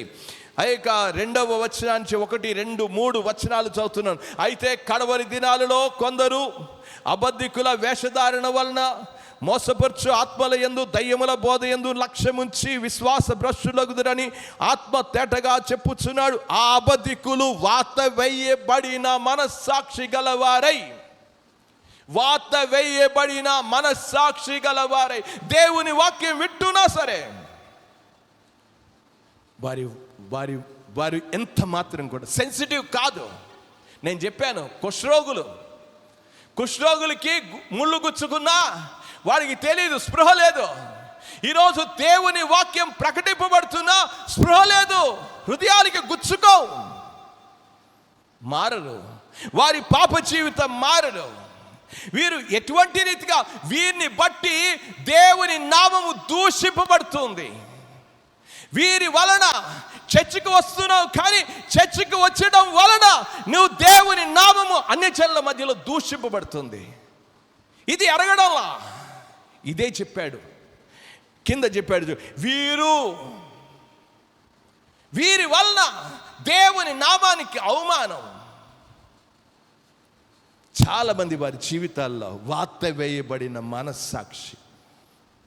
అంటే దేవుడు మాట్లాడుతున్నా, దేవుడు ఒప్పిస్తున్నా వారు చెడును విడిచిపెట్టరు, వారి పాపాన్ని విడిచిపెట్టరు. వారు చర్చికి వెళ్తూ ఉంటారు, వింటుంటారు, ఎంతో చాలా ఆసక్తిగా ఉంటారు. వారు జీవించినట్లుగా జీవిస్తూ ఉంటారు. వారి హృదయాలు మాత్రం కఠినంగానే ఉంటాయి. అరే, దేవుడు నాతో మాట్లాడేది ఈ రోజున వాక్యం చెప్పాడు. దేవుడు పరిశుద్ధాత్ముడు గద్దిస్తూనే ఉంటాడు, కానీ వారి జీవితాల్లో మార్పు కనబడదు. పరిశుద్ధాత్మకు లోబడ్డం అనేది కూడా జరగదు. దేవుని యొక్క వాక్యంలో మనకు తెలుసు, యోహాను సువార్త 16వ అధ్యాయంలో పరిశుద్ధాత్ముడు మిమ్మల్ని ఏం చేస్తాడు? లోకమును గూర్చి, తీర్పును గూర్చి, పాపమును గూర్చి ఒప్పుకొన చెయ్యను అనంటే దేవుడు మాట్లాడుతున్నా వారు లోబడరు. ఈ రోజున చర్చికి వచ్చే వాళ్ళే ఎందుకు వ్యభిచారులుగా ఉంటున్నారు చెప్పండి? చర్చికి వచ్చేవాళ్లే దొంగలుగా ఎందుకుంటున్నారు చెప్పండి? చర్చికి వచ్చేవాళ్ళే లంచగొండులుగా ఎందుకుంటున్నారు చెప్పండి? చర్చికి వచ్చిన వాళ్ళే జైల్లో ఎందుకుంటున్నారు చెప్పండి? చర్చికి వచ్చిన వాళ్ళే దేవుని నామము అన్ని జనుల మధ్యలో దూషింపబడతారు. కారణం ఏంటి? చర్చికి వచ్చేవాడు దేవుని మహిమపరచాలి కదా, మమ్మల్ని చూచినప్పుడు దేవుని మహిమపరచాలి కదా. పౌలు జీవితం మారిన జీవితాన్ని చూచి వారు దేవుని మహిమపరిచిరని గలతీ పత్రికలో 1వ అధ్యాయం చివరి వచనంలో కనబడుతుంది. ఈరోజు నన్ను చర్చికి వస్తూ ఉంటే ప్రజలు ఈ కోనేవలసలో, ఈ గ్రామాల్లో, ఈ దేశంలో దేవుని మహిమపరచాలి కదా, దేవుని దూషిస్తూ ఉన్నారు. ఎందుకురా ఈ యొక్క నటనా జీవితం, ఎందుకు ఈ వేషధారణ జీవితం? ఏం చేశారు? మనస్సాక్షి లేదు. చర్చికి వస్తూ ఉన్నారు, వారు పాప జీవితాన్ని ఒప్పుకోరు, పశ్చాత్తాపడరు. మన దినమున శుక్రవారం సమయంలో గూగుల్ మీట్లో వాక్యాన్ని చెప్తూ అన్నాను. హిజ్కియా దినాలలో వారు ఏ విధంగా పాపాన్ని ఒప్పుకున్నారు, వారు ఎలాగ ఒప్పుకున్నారో తెలుసా అండి? ఆ పాపాన్ని గురించి మాట్లాడుతూ, మా తలలకు పైగా మా దోషములు, మా అపరాధములు ఆకాశమును అంటుకొనుచున్నవి అని చెప్పాడు. వారు పశ్చాత్తాపడ్డారు. పశ్చాత్తాపం జీవితానికి దీవెన తీసుకొస్తుంది. అతిక్రమను దాచిపెట్టి వాడు వర్ధిల్లడు. వాడు ఒప్పుకొని విడిచిపెట్టాలి. ఈరోజు విడిచిపెట్టరు. చర్చికి వస్తావు ఎందుకు? చర్చ్ దేవుని నామం దూషింపబడడానికి కారణం. ఈరోజు పాపమని తెలిసిన తర్వాత దేవుని వాక్యం బోధిస్తున్నప్పుడు మారాలి. కానీ ఈరోజు భక్తిహీనులతో కూర్చుంటున్నావు నువ్వు. మార్పు లేదు నీ జీవితంలో. మనస్సాక్షిని త్రోసివేసి ఏం చేశారు? మనస్సాక్షిని త్రోసివేశారు. చర్చిలో మాత్రం చాలా హీరోలుగా కనబడతారు, కానీ వారి జీవితంలో దేవుని వాక్యానికి లోబడ్డం లేదు. ఏమన్నాడు అక్కడ చదువుతున్నాడు? అట్టి మనస్సాక్షిని కొందరు. ఆ వచనంలో చూడండి, 19వ వచనంలో కొందరు. ఆ కొందరిలో నువ్వు ఉన్నావేమో చూసుకో. దేవుడు ఎన్నిసార్లు నిన్ను గద్దించినా లోబడకుండా జీవిస్తున్నావేమో చూడు. నీ పాప జీవితాన్ని సరి చేసుకోకుండా బ్రతుకుతున్నావు. ఇన్ని సంవత్సరాలు అయిపోయాయి. నేను ఈ రోజున చెప్పాల్సిన విషయం, 39 సంవత్సరాల క్రితం అక్టోబర్ మాసం 5వ తారీఖున ఈ ఊరికి వచ్చాను. 39 సంవత్సరాలు అయిపోయింది. ఇన్ని సంవత్సరాల నుంచి వాక్యం వింటున్నావు. ఏది నీ మార్పేది? నీ మనస్సాక్షిని కఠినపరుచుకున్నావు. దేవుడు నిన్ను ఎంత ప్రేరేపిస్తూ ఉన్నాడు. దేవుని యొక్క వాక్యంలో రోమీలకు రాసిన పత్రిక 2వ అధ్యాయంలోనికి వెళ్తూ ఉన్నాను. 2వ అధ్యాయంలో ఈ మాటలు చదువుతూ ఉన్నాను. చూడండి, 4వ వచనంలో ఏమనుకుంటున్నాడు? దేవుని అనుగ్రహం మారు మనసు పొందుటకు నిన్ను ప్రేరేపించుచున్నదని ఎరగక ఏం చేస్తున్నావు? ఆ యొక్క అనుగ్రహైశ్వర్యమును, సహనమును, దీర్ఘశాంతమును తృణీకరించదవా? నీ కాఠిన్యమును మార్పు పొందని నీ హృదయమును అనుసరించి ఉగ్రత ఏం చేసావు? ఉగ్రత దినమందు, అనగా దేవుని న్యాయమైన తీర్పు బయలుపరచబడు దినమందు నీకు నీవే. దేవుడు మాట్లాడుతున్నా నీ జీవితాన్ని సరి చేసుకోవాలా? మార్పు పొందని నీ హృదయ కాఠిన్యం, వ్యసనాలు మానలా, పాప జీవితాన్ని మారలేదు, దాగుడు జీవితాన్ని, రహస్య జీవితాలు మారలా. అట్టి మనస్సాక్షి దేవుడు మాట్లాడుతున్నా, ఎఫెసీ సంఘంలో దేవుడు మాట్లాడుతున్నా, వాళ్ళు యథావిధంగానే జీవిస్తూ దుష్ట పనులు చేస్తూనే వచ్చారు, దుష్ట సాంగత్యము చేస్తూ వచ్చారు.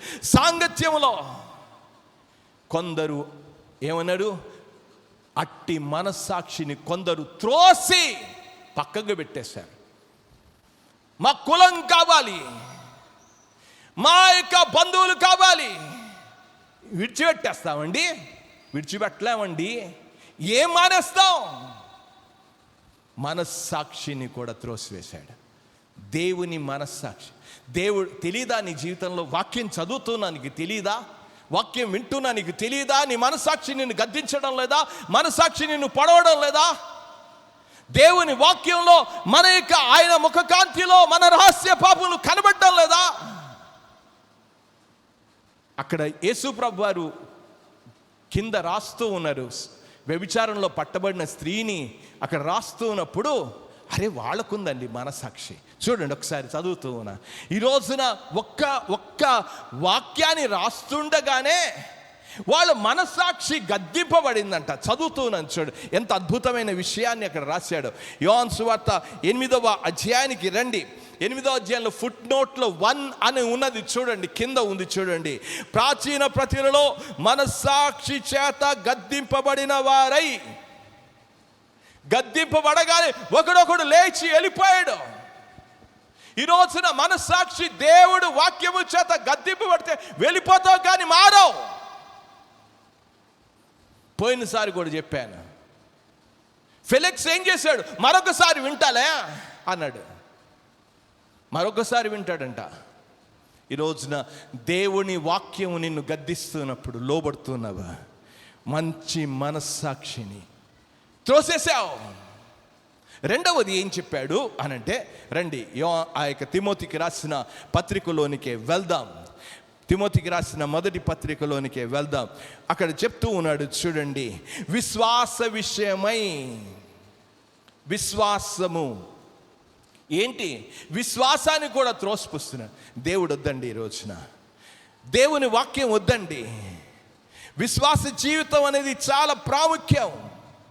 ఒక రోజున విశ్వాసం ఉంచేవని కాదు. దేవుని యొక్క వాక్యంలో గలతీలకు రాసిన పత్రికలో 5వ అధ్యాయంలో అంటాడు, కార్యసాధకమగు విశ్వాసమే ప్రయోజనకరము అన్నాడు.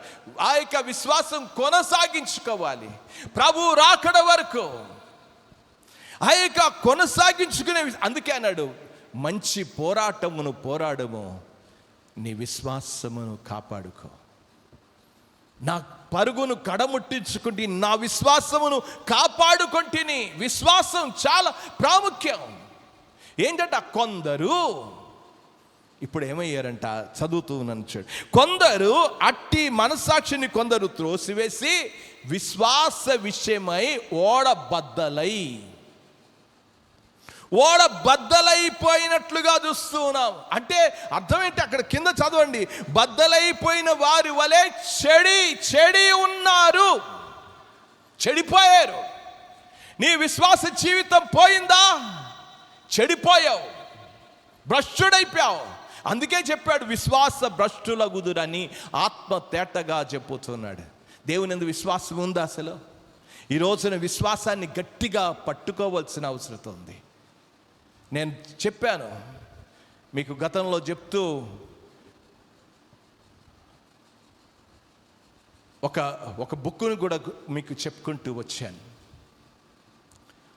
ఆ బుక్లో పిలిగ్రమ్స్ ప్రోగ్రెస్ అని, యాత్రికుని ప్రయాణం గురించి చెప్పాను. జాన్ బనియన్ గురించి. ఆ జాన్ బనియన్ విశ్వాసాన్ని కాపాడుకుంటూ ముందుకు వెళ్ళాడు. ఈరోజు నీ జీవితంలో విశ్వాసాన్ని కాపాడుకుంటూ వెళ్తూ ఉన్నావా? చిన్న రోగం వస్తే ఉండిపోతావు. ఏది విశ్వాసం? ఏది నిజమైన విశ్వాసం అయితే కుంటుకుంటూ కూడా దేవుని దగ్గరికి వస్తావు. సాకులు చెప్పావు, కుంటుకుంటైనా సరే వస్తావు. కళ్ళు కనబడకపోయినా వస్తావు దేవుని సన్నిధికి. విశ్వాసం కావాలి. వినుట వలన విశ్వాసము కలుగును. వినడానికి వస్తా, పడుకోను. ఒక మంచి సైనికుడు వలె. నేను ఈ విషయాన్ని ఆలోచన చేస్తున్నప్పుడు ఇటీవల ఒక సంవత్సరం అయిపోయింది. ఇజ్రాయెల్ యుద్ధాలు, ఇజ్రాయెల్ వారి మధ్యలో, పాలస్తీనా, హజ్బుల్లా, హమాస్ వారి మధ్యలో, వాళ్ళని గురించి ఒక్కసారి చూడండి.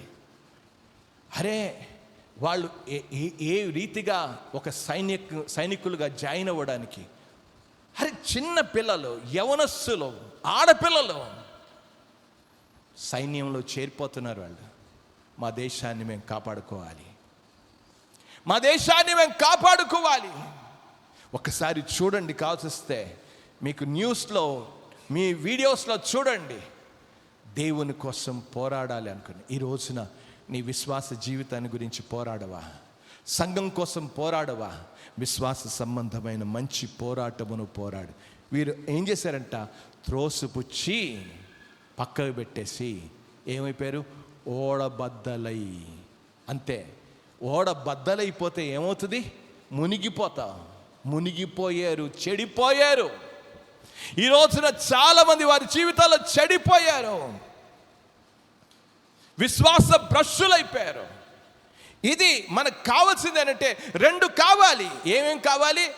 మంచి మనస్సాక్షి కావాలి, విశ్వాస జీవితం కావాలి పోరాడడానికి.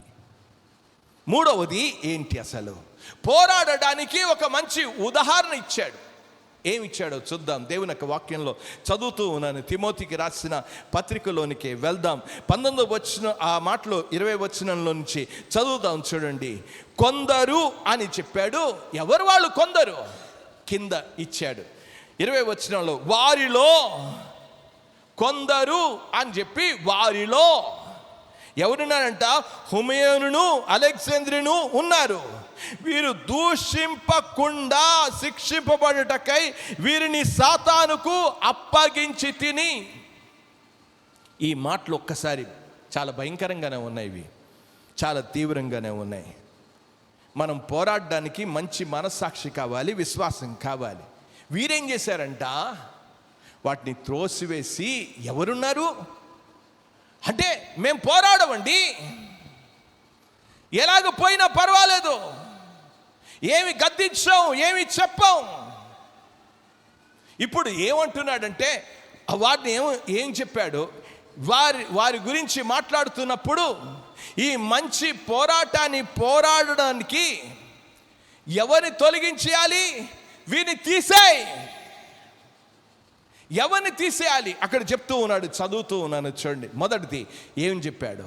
వారు అట్టి మనస్సాక్షిని వారు త్రోసివేసి ఓడ బద్దలైపోయి చెడిపోయారు. ఈ చెడిపోయిన వాళ్ళని నువ్వేం చేయాలి? చర్చిలో తీసేయి, బహిష్కరించు. ఎలాగ బహిష్కరిస్తామండి చర్చిలో నుంచి అనొచ్చు. చెప్తా, చాలా చాలా సీరియస్గానే కూర్చుని ఆలోచించాలి. వీళ్ళని ఏం చేయమన్నాడు? బహిష్కరించు. వారు చెడిపోయారు, వారిని పంపించేయి. వారి వలన మంచి పోరాటము ఆగిపోద్ది, వారిని పంపించేయి. వారు తిరస్కరించే వాళ్ళు, త్రోసిపుచ్చిన వాళ్ళు, వారు మనసాక్షిని త్రోసిపుచ్చారు, విశ్వాసాన్ని త్రోసిపుచ్చారు. సత్యం అవసరం లేదు వారికి. వారు ఉద్దేశపూర్వకముగానే చర్చిలో ఉంటారు, ఉద్దేశపూర్వకంగానే పాపం చేస్తూ ఉంటారు. నేను చెప్పాను, నువ్వు ఏ పాపమైనా దేవుడు క్షమిస్తాడేమో, కానీ ఉద్దేశపూర్వకంగా నువ్వు తెలిసి చేస్తే క్షమాపణ లేదు. నువ్వు అనుకోవచ్చు, దేవుని వాక్యం విని కూడా ఉద్దేశపూర్వకంగా దేవుడు నిన్ను గద్దించినా నువ్వు సరి చేసుకోకపోతే నీకు క్షమాపణ లేదు. వారికి తీర్పు మాత్రమే ఉంది. దేవుని వాక్యం చాలా స్పష్టం. మొట్టమొదటి ఏం చెప్పాడు? వారిని బహిష్కరించు, పంపించాయి. అక్కడితో ప్రారంభం అవ్వాలి, బహిష్కరణతో ప్రారంభం అవ్వాలి. మంచి పోరాడడానికి వాళ్ళని పంపించాయి. ఒక మంచి సైనికుడు వలె ఉండి వాడిని ఎదిరించు, వాడిని పంపించాయి. మొదటి చెప్పాడు. రెండవది ఏం చెప్పాడో చదువుతున్నాం. ఆ విషయాన్ని గురించి మాట్లాడుతూ ఏమైపోయింది? ఓడ ధ్వంసం అయిపోయింది, ఓడ బద్దలైపోయింది. ఏమైపోయింది? ఒకవేళ విశ్వాసం పోతే ఓడ బద్దలైపోయింది. బద్దలైపోకుండా ఉండాలి అంటే, సంఘాలు పాడవకుండా ఉండాలి అంటే, అట్టి వారిని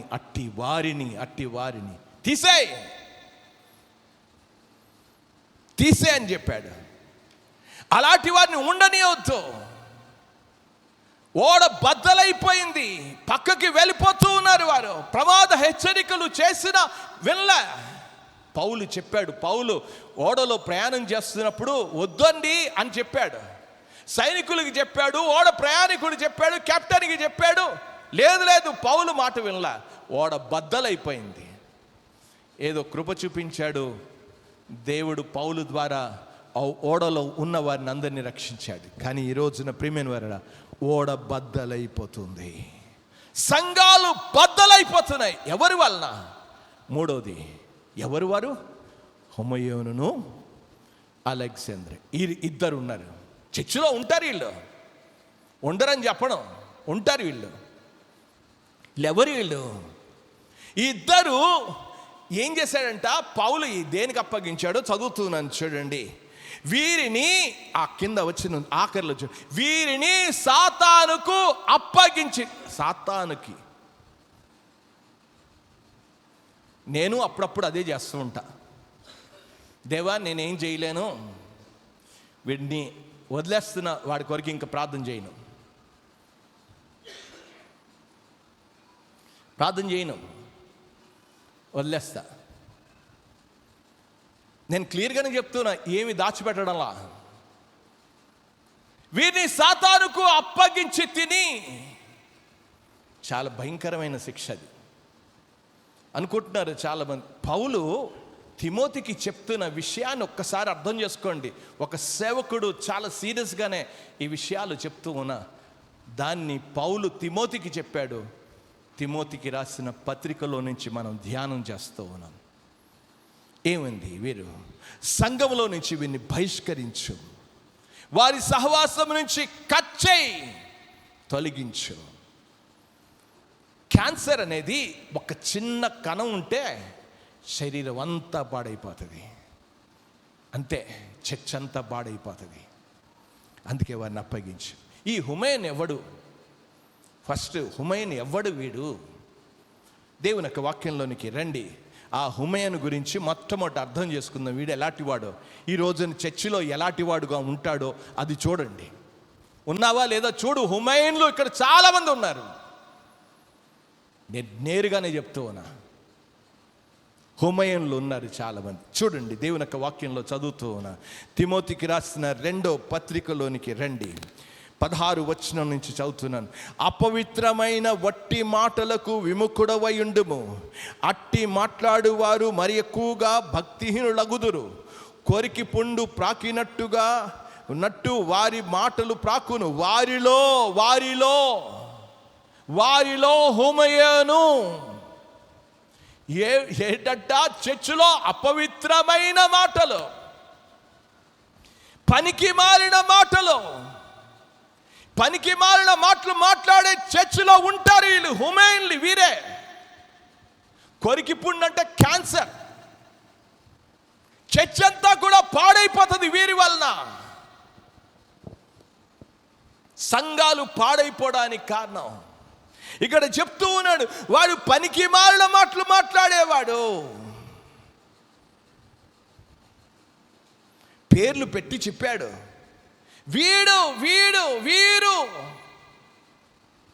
వీరు ఎటువంటి అపవిత్రమైన అలాంటి మాటలకు దూరంగా ఉండు. నువ్వు కూడా ఆ క్యాన్సర్ నీకు కూడా రాకుండా చూడు. వాడి మాటలు వినొద్దు. వారు మాట్లాడి ఎక్కువగా భక్తి ఎందుకయ్యాడు? ఓడ బద్దలైపోయింది. ఎందుకు బద్దలై? భక్తిహీనులై చెడిపోయారు వాడు చెడిపోవడం మాత్రమే కాదు, అందరినీ చెడగొడతాడు. ఈ రోజున చర్చికి వచ్చేవాడిని, అంతకుముందు ఆయన ఒక కొన్ని సామెతలు ఉన్నాయి. ఈ ప్రాంతంలో ఏడి మ్యాథ్సన్ గారు, ఆయన బ్యాప్టిస్ట్ మిషనరీగా పనిచేశాడు. ఆయన చెప్పిన సామెతల్లో నేను విన్న విషయంలో చెప్తూ ఉన్నా. ఏంటంట, మేసే గాడిదని కూసే గాడిద వచ్చి పాడు చేస్తుందంట. దేవుని వాక్యాన్ని వినడానికి వచ్చే వాళ్ళని ఈ కూసే గాడిదలు ఉంటారు, చర్చిలో కూడా ఉంటారు, వాళ్ళు పాడు చేస్తారు. ఇక్కడ కూడా వీడు కూసే గాడిదే. వట్టి మాటలు. జాగ్రత్త, నువ్వు ఎవరి మాటలు వింటున్నావు? భక్తిహీనుల మాట విని చెడిపోతావేమో ఒక్కసారి ఆలోచించు. సంఘంలో ఇలాగ జరుగుతుంది. సెట్ రైట్ చేయి, సరిదిద్దు అని పౌలు తిమోతికి ఆజ్ఞాపిస్తున్నట్లుగా చూస్తూ ఉన్నాం. ఇంకెవడున్నాడు అనంటే, రండి కిందకి రండి. ఆ మాటలు నేను చదువుతున్నాను. తర్వాత అక్కడికి వచ్చినప్పుడు, తిమోతికి రాసిన పత్రికలోనికి వచ్చినప్పుడు మరింత వివరంగా వాటిని గురించి ఆలోచిద్దాం. కానీ చర్చిలో ఉన్న వాళ్ళ ఎలాంటి వాళ్ళో చెప్పాడు. రెండవది ఏం చెప్పాడు? అలెగ్జాంద్రియా అని అన్నాడు. వీడు ఎలాంటి వాడు ఒక్కసారి మనం కూడా చూద్దాం. వీడి గురించిన మాటలు చూద్దాం. దేవుని యొక్క వాక్యంలో అపోస్తుల కార్యానికి రండి. అపోస్తుల కార్యంలో 19వ అధ్యాయానికి రండి. 19వ అధ్యాయంలోనికి నాతో తీసి చూడండి దయచేసి. 19వ అధ్యాయానికి రండి. 33వ వచనంలో చదువుతున్నాను చూడండి. అక్కడంతా కూడా జరుగుతుంది. ఆ పెద్ద పౌలును గురించిన విషయాలు జరుగుతున్నప్పుడు 33వ వచనంలో, అప్పుడు యూదులు అలెగ్జాంద్రియాను ముందుకు త్రోయగా, వీడు ముందుకు త్రోయబడ్డాడంట. అంటే వీడు ఎవడు? ఆ మాటలు మనం చూస్తున్నాం. అలెగ్జాంద్రియాను త్రోయగా కొందరు సమూహములో నుండి అతన్ని ఎదుటికి తెచ్చిరి. అలెగ్జాంద్రియా సైగ చేసి జనులతో సమాధానము చెప్పవలనని ఉండెను. అంటే ఈడొక పెద్ద నాయకుడు, అంటే పేరుకి ఆ యొక్క చెప్పాలంటే యూదులకు ఒక పెద్ద, ఈ రోజున పెద్ద.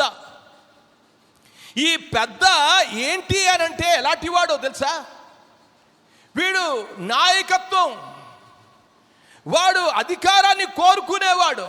వీడు ఎలాంటి వాడు ఒకసారి చూడండి. దేవుని యొక్క వాక్యంలో తిమోతికి రాసిన పత్రికలోనికే రండి. 2వ పత్రిక 4వ అధ్యాయం 14వ వచనంలోనికి వద్దాం. అలెగ్జాంద్రియాను కంచరివాడు నాకు చాలా కీడు చేశాను. ఎలాంటి వాడు? కీడు చేసేవాడు. వీడు సంఘంలో కీడు చేసేవాడు, సంఘంలో అపవిత్రమైన మాటలు ప్రచారం చేసేవాడు, క్యాన్సర్ని, సంఘాన్ని పాడు చేసేవాడు. ఎఫ్ఎస్సి సంఘం పాడైపోతుంది. వీడు చాలా కీడు చేశాను. సంఘాల్లో కీడు చేసేవాళ్ళు చాలా మంది ఉన్నారు. దేవుడు ఊరుకుంటాడు అనుకుంటున్నావా? నేను కళ్ళతో నేను చూసిన విషయాలు ఎన్నో ఉన్నాయి. సంఘాన్ని పాడు చేసిన వాడు ఎవ్వడూ బాగుపడ్డు. ఎంత భయంకరమైన విషయం! జాగ్రత్తగా ఉండాల్సింది. దేవుని సంఘం ఇది, పరిశుద్ధమైన సంఘం, ఆయన స్వరక్తమిచ్చి సంపాదించిన సంఘం. ఈ సంఘంలో రాజకీయాలు, ఈ సంఘంలో అపవిత్రమైన మాటలు, ఈ సంఘంలో కీడు చేసే జీవితాలు ఉంటే ఎలాగుంటుందో ఒక్కసారి ఆ విషయాన్ని కూడా మీకు తెలియజేయాలని ఆశపడుతున్నాను. ఏమన్నాడు? వీడు ఎవ్వరి మాట వినాలి, వీడు చెడు, వీడు అనేక మందిని ప్రభావితం చేస్తారు. క్యాన్సరు ఏం చేస్తుంది? శరీరాన్ని అంతటినీ కూడా పాడు చేస్తుంది. వీళ్ళే ఈ హుమేను, అలెగ్జాంద్రియా వాళ్ళు ఉన్నారు. వాళ్ళు ఎంత పాడు చేస్తున్నారు.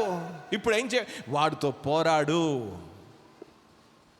ఇప్పుడు నువ్వు పోరాడాల్సింది మంచి పోరాటాన్ని పోరాడు. మంచి మనస్సాక్షి కలిగుండు, విశ్వాస జీవితాన్ని కలిగుండు. ఇలాంటి వాళ్ళు సంఘాల్లో ఉంటారు, వాళ్ళని ఎదిరించాల్సిందే, వాళ్ళకి చెప్పాల్సిందే. ఎలా చెప్తావు అనంటే అన్నాడు, వీరిని సాతానుకు అప్పగించాను. సాతానుకు అప్పగిస్తే ఏమవుతుంది? ఒకసారి ఏమవుతుందో తెలుసా? తెలుసుకోండి. తెలుసుకుని జాగ్రత్త పడడం చాలా మంచిది. దేవుని యొక్క వాక్యంలో చదువుతూ ఉన్నాను చూడండి. మీరు యోబు గ్రంథానికి రండి. యోబు గ్రంథంలో జరిగిన విషయాన్ని గురించి, సాతానుడు అలాగే దేవునికి మధ్యలో జరిగిన ఒక సంఘటన అంతా కూడా తెలిసినప్పుడు అన్నాడు, సరే నీకు అప్పగిస్తున్నా, నువ్వేం చేస్తావో చెప్పాను. చూడండి, దేవుని యొక్క వాక్యంలోనికి వెళ్దాం. ఆ మాటలు నిన్ను ప్రేమిస్తున్నాడు. 1వ అధ్యాయంలో మనకి తెలుసు, సాతానుడు చెప్పిన విషయం తెలుసు. 2వ విషయం 2వ అధ్యాయంలో కూడా మనకు తెలుసు. ఇప్పుడు అప్పగించేశాడు. ఎవరికి? సాతానికి. సాతానికి అప్పగించగానే 2వ అధ్యాయంలో ఏం జరిగిందో చదువుతూ ఉన్నాను. 4వ వచనంలో చూడండి. అపవాది చర్మము కాపాడుకొనుటకు వాడికి ఏం చేశాడు? యావత్తు అని చెప్పాడు. ఇప్పుడు 6వ వచనంలో, అందుకు యెహోవా అతడు నీ వశమున ఉన్నాడు, ఇదిగో నీకు అప్పగించాను, నీ వశంలో ఉన్నాడు. ఏం జరిగింది? ఏం జరిగిందో తెలుసు. దేవుని యొక్క వాక్యంలో అన్నాడు 7వ వచనంలో, అపవాది యెహోవా సన్నిధి నుండి బయలు వెళ్ళి అరికాలు మొదలుకొని నడినెత్తు వరకు బాధగల కురుపులతో యోబును మొత్తెను. సాతానుకు అప్పగిస్తే అరికాలు మొదలుకొని నడినెత్తు వరకు రోగం, జాగ్రత్త, కుళ్ళి చస్తారు. హుమేను, అలెగ్జాంద్రియా గురించి, వీరిని సాతానుకు అప్పగించి తీసుకో, వదిలేస్తాను. ఇది చేశారా? చేశాడు. దేవుని వాక్యంలో అపోస్తలుల కార్యంలో చదువుతున్నప్పుడు 5వ అధ్యాయానికి వస్తే అననీయ సప్పేరాల గురించి వివరాలు మనం చూస్తున్నప్పుడు, ఇంతకే అమ్మితిరా, ఇంతకే సాతాను మిమ్మల్ని ఎందుకు మోసగిచ్చాడు? వెంటనే పడి చచ్చినట్లుగా చూస్తూ ఉన్నాం. ఏం జరిగిందో తెలుసు. ప్రియమైన సోదరి సోదరుడా, సంఘాలతో చెలగాటమాడద్దు, సేవతో చెలగాటమాడద్దు. కొరింథీయులకు రాసిన మొదటి పత్రికలో కూడా పాపం ఉంటే, పాపం చేస్తూ ఉంటే, ఏమి చేసినా వారి జీవితాల్లో ఉండకపోతే, మార్పు చెందకపోతే, నేనేం చేశానో చెప్పుకుంటూ వచ్చాడు. 4-5 వచనాల్లో కొరింథీయులకు రాసిన మొదటి పత్రిక 5వ అధ్యాయం 4-5 వచనాల్లో చెప్పాడు. ఏమనగా, ప్రభువైన యేసు దినమందు వాని ఆత్మ రక్షింపబడినట్లు శరీరేచ్ఛలు నశించుటకై మన ప్రభువును యేసుక్రీస్తు నామమున మీరును నా ఆత్మయు మన ప్రభువైన యేసుక్రీస్తు బలముతో కూడా వచ్చినప్పుడు అట్టి వారిని సాతానుకు అప్పగింపవలెను. శారీరకమైన రోగాలతో చస్తాడు. ఈ రోజున ప్రియమైన వారరా, ఎంతోమంది సేవను పాడు చేసేవాళ్ళు హుమయూను, అలెగ్జాంద్రియా వాడు. అందుకే అన్నాడు, మంచి పోరాటాన్ని పోరాడు. దేవుని వాక్యానుసారంగా పోరాడడం నేర్చుకో.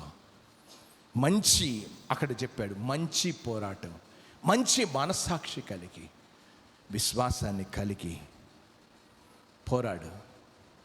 కానీ కొందరు ఏం చేశారు? వదిలేశారు, త్రోసేశారు, వెళ్ళిపోయారు. వారు చెడిపోయారు. ఈ రోజున ప్రియమైన సోదరి సోదరుడా, తిమోతిలాగా ఉన్నావా? పోరాడే వ్యక్తిగా ఉన్నావా? లేదు పాడు చేసే వ్యక్తిగా ఉన్నావా? హుమయూనా, అలెగ్జాంద్రియా, ఎవరివి నువ్వు? తిమోతి మంచి పోరాటాన్ని పోరాడాడు. దేవుడు ఇచ్చిన పిలుపుకు నియమింపబడ్డాడు. హస్తనిక్షేపం చేయబడ్డాడు. ప్రజల చేత గుర్తించబడ్డాడు. దేవుని పరిచర్య అమోఘంగా చేయబడ్డాడు. దేవుని సేవ చేసి మంచి సైనికుడిగా నిలబడ్డాడు. కొడుకు అనిపించుకున్నాడు. ఎంత అద్భుతమైన దేవుడు పిలిచిన పిలుపునకు తగినట్లుగా పోరాడాడు.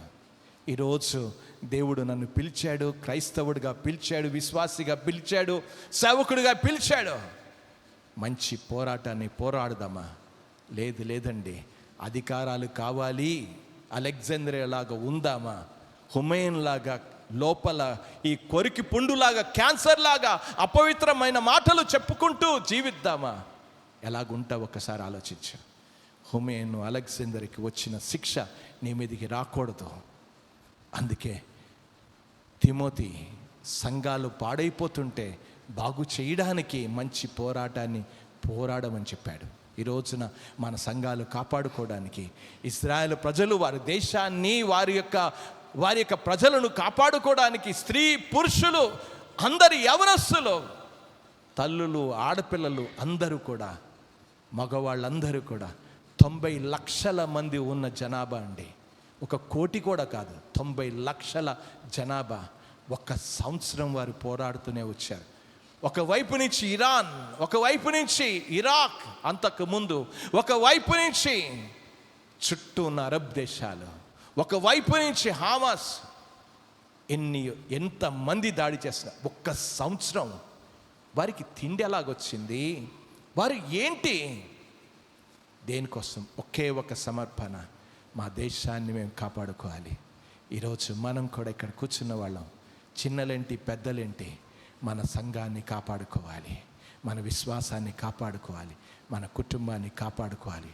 నేను కూడా ఒక మంచి సైనికుడిగా, రానువుడిగా నిలబడతా అని ప్రభుకు సమర్పించుకుందామా? తిమోతిలాగా ఉంటా కానీ హుమయూన్ లాగా ఉండనయ్యా, అలెగ్జాంద్రియా లాగా ఉండనయ్యా అని దేవుడికి చెప్దామా మనం? ప్రియమైన సోదరి సోదరుడా, దేవుడు నీతోనే మాట్లాడుతున్నాడు. ఒకవేళ నువ్వు కొరికి పుండులాగా హుమయూన్ లాగా ఉన్నావేమో, చర్చిలా అలెగ్జాంద్రియా లాగా అధికారాన్ని కోరుకుంటున్న వాడిగా, పెద్దవాడిగా ముందుకొచ్చావేమో, జాగ్రత్త.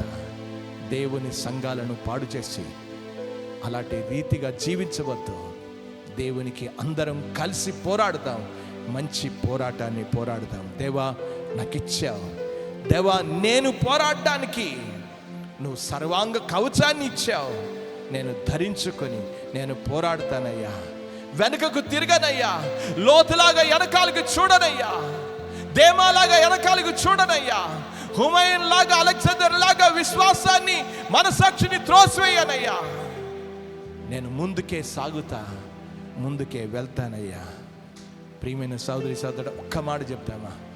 దేవా ఇదిగో నా మీద నేను ఆధారపడ్డం లేదు, విశ్వాసమునకు కర్తయు దాన్ని కొనసాగించువాడు యేసు వైపు చూచు పందెపు రంగంలో ఓపికతో పరిగెత్తదానయ్యా అని చెప్దామా ప్రభుకి? దేవా నేను నీ వైపు సాగుతా, నీ కొరకు సాగుతా, నీ కొరకు నిలబడతానయ్యా. ఈ అంత్య దినాలలో, విశ్వాస భ్రష్టులైపోతున్న దినాలలో నీ కొరకు నిలబడతానయ్యా. ఒక మంచి సైనికుడిగా ఉంటా. నా గురించి నువ్వు చెప్పాలి. పౌలుని గురించి అంత మంచి సాక్ష్యం ఉంది, తిమోతిని గురించి మంచి సాక్ష్యం ఉంది, నా గురించి కూడా ఉండాలయ్యా. మంచి పోరాటాన్ని పోరాడతా, నా విశ్వాసాన్ని కాపాడుకుంటా, నా పరుగును కడబట్టించుకుంటా అని చెప్దామా దేవునికి? ప్రేమగల తండ్రి, మీకు వందనాలు స్తోత్రాలు చెల్లిస్తూ ఉన్నాను నాయన. ఈ యొక్క ఉదయకాల సమయంలో మీరు మమ్మల్ని ప్రేమించి అనేక వారాల నుంచి తిమోతికి రాసిన మొదటి పత్రికలో మొదటి అధ్యాయాన్ని మేము ధ్యానం చేయడానికి ఇచ్చిన గొప్ప భాగ్యాన్ని బట్టి మీకు వందనాలు. మీరు ఎంత చక్కని ప్రేరేపణ ఇస్తూ ఉన్నారు.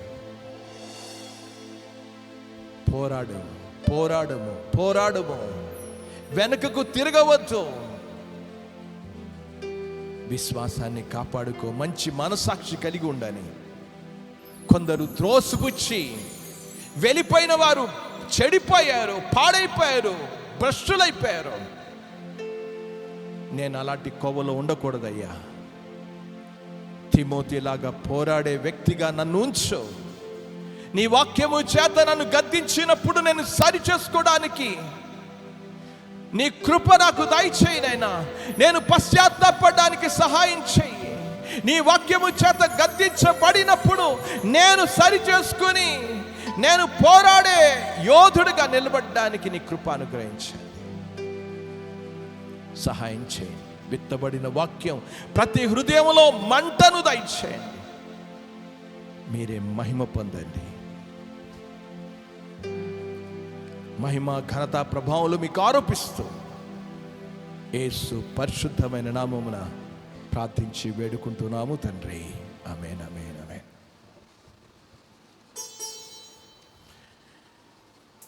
ప్రకటనలు గమనించాలని మనవి చేస్తూ ఉన్నాను.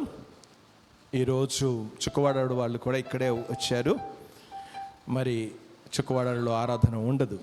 ఈరోజు రాత్రి 8 గంటలకు ఇమాన్యుయల్ బైబిల్ కాలేజ్ నుంచి క్లాసెస్ సామెతల గ్రంథం మీద ఉంటుంది. వినాలనుకున్న వాళ్ళు గూగుల్ మీట్లో చేరచ్చు. మంగళవారం సమయంలో 7:30 గంటలకు గృహ కూడికలు ఉంటాయి. బుధవారం సమయంలో క్వారు వారు 7:30 గంటలకు ప్రాక్టీస్ చేస్తారు. 8 గంటలకు తిరిగి గురువారం సమయంలో 8 గంటలకు బైబిల్ క్లాస్ ఉంటుంది సామెతల గ్రంథం మీద. శుక్రవారం సమయంలో 7 గంటలకు సంఘ సహవాస ప్రార్థన ఉంటుంది. శనివారం తిరిగి సండే స్కూల్ టీచర్స్ అలాగే క్వైర్ వారు ప్రార్థన చేసుకుని ప్రాక్టీస్ చేస్తారు. వచ్చే ఆదివారం యథావిధంగా 7 గంటలకే సండే స్కూల్ ఉంటుంది. 9:30 గంటలకు ఆరాధన ఉంటుంది. కనుక ప్రతిదినం ఉదయం సాయంకాలము సహవాస ప్రార్థనలో పాల్గొంటూ ఉన్నారు. నేను ఇక్కడ 9 నుంచి 10-10:30 వరకు ఇక్కడే ఉంటున్నాను, ప్రార్థన చేస్తూ ఉన్నాం. కనుక ప్రార్థనకు రావాలనుకున్న వాళ్ళు రావచ్చు. కనుక సహవాస ప్రార్థనలో పాల్గొనండి. మనమందరం కూడా మన హృదయాలు ప్రభుకిస్తే కానుకలు ప్రభుకిద్దాం. ఆరాధన అనంతరము ప్రభు బల్ల ఉంటుంది. ప్రభు బల్లలో పాల్గొన్న వాళ్ళు మాత్రమే ఉంటారు. తక్కిన వాళ్ళందరూ కూడా లేచి వెళ్తారు. కనుక హృదయాలు ప్రభుకిస్తే కానుకలు ప్రభుకు సమర్పించుకుందాం. హృదయాలు ప్రభుకి ఇవ్వకుండా కానుకలు సమర్పించుకున్న ప్రభు అంగీకరించడనేది గుర్తించాలని మనవి చేస్తూ ఉన్నాను. స్క్రీన్ మీద వేస్తున్న ఆ పాటను మీరు చూసి మీరు కూడా పాడొచ్చు.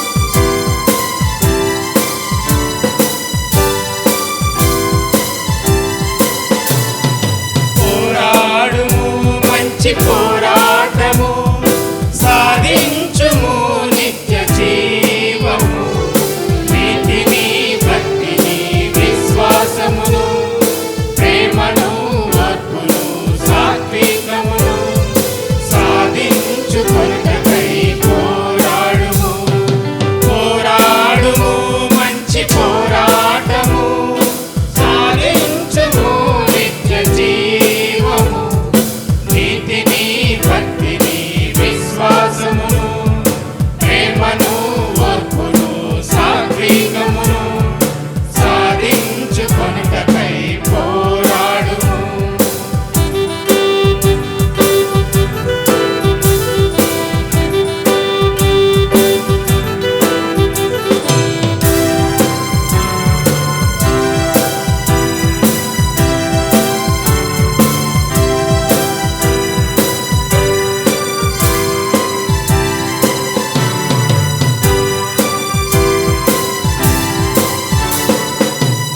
ధనవంతుడగుటకు ఆశించకుము ఉన్నదానితో తృప్తి పొందియుండుము ధనవంతుడగుటకు ఆశించకుము ఉన్నదానితో తృప్తి పొందియుండుము కలహములు దూషణలు దురభిమానము విడనాడుము అవి నాశనకరము కలహములు దూషణలు దురభిమానము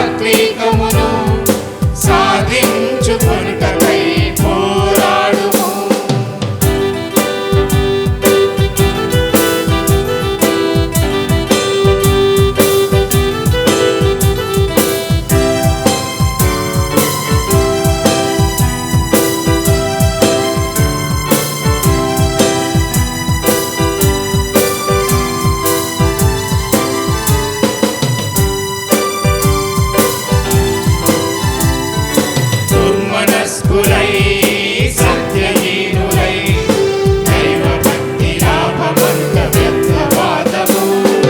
దుర్మనస్కులై సత్యహీనులై దైవభక్తి లాభమనుక వ్యర్థవాదము. వ్యసనములు దురాశలు హానికరములు విడనాడకుము విశ్వాసము. వ్యసనములు దురాశలు హానికరములు విడనాడకుము విశ్వాసము. పోరాడుము మంచి పోరాటము సాధించుము నిత్య జీవము. నీతిని భక్తిని విశ్వాసమును ప్రేమను ఓర్పును సాత్వికమును సాధించుకొనుటకై పోరాడుము.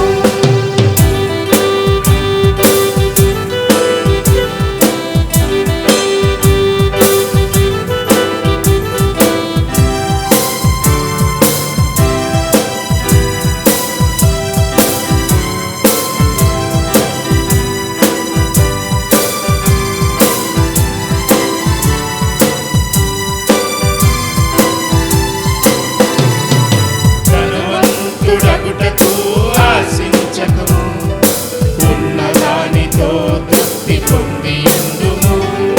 ధనవంతుడగుటకు ఆశించకము ఉన్నదానితో తృప్తి పొందియుండుము. కలహములు దూషణలు దురభిమానము విడనాడుము అవి నాశనకరము. కలహములు దూషణలు దురభిమానము విడనాడుము అవి నాశనకరము. పోరాడుము మంచి పోరాటము సాధించుము నిత్య జీవము. నీతిని భక్తిని విశ్వాసమును ప్రేమను ఓర్పును సాత్వికమును సాధించుకొనుటకై పోరాడుము. పోరాడుము మంచి పోరాటము సాధించుము నిత్య జీవము. నీతిని భక్తిని విశ్వాసమును ప్రేమను ఓర్పును సాత్వికమును సాధించుకొనుటకై పోరాడుము. పోరాడుము మంచి పోరాటము పోరాడుము మంచి పోరాటము పోరాడుము మంచి పోరాటము. ప్రార్థన చేసుకుందాం. ప్రార్థన.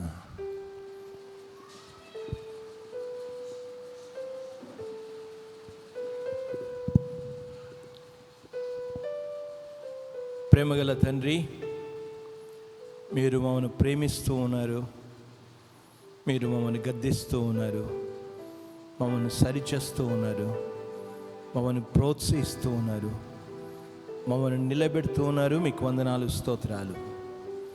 మీరు మా యజమానుడివి, మీరే మా తండ్రివి, మా నాయకుడివి, మా కాపరివి, సమస్తమైన దేవుడు మీరు గనుక ఈ వారమంతా కూడా మేము మీ కొరకు నమ్మకమైన సాక్షులుగా బ్రతికి తిరిగి ఆదివారం సమయంలో మిమ్మల్ని మహిమపరచడానికి మమ్మల్ని ఆయత్తపరిచి తీసుకురండి.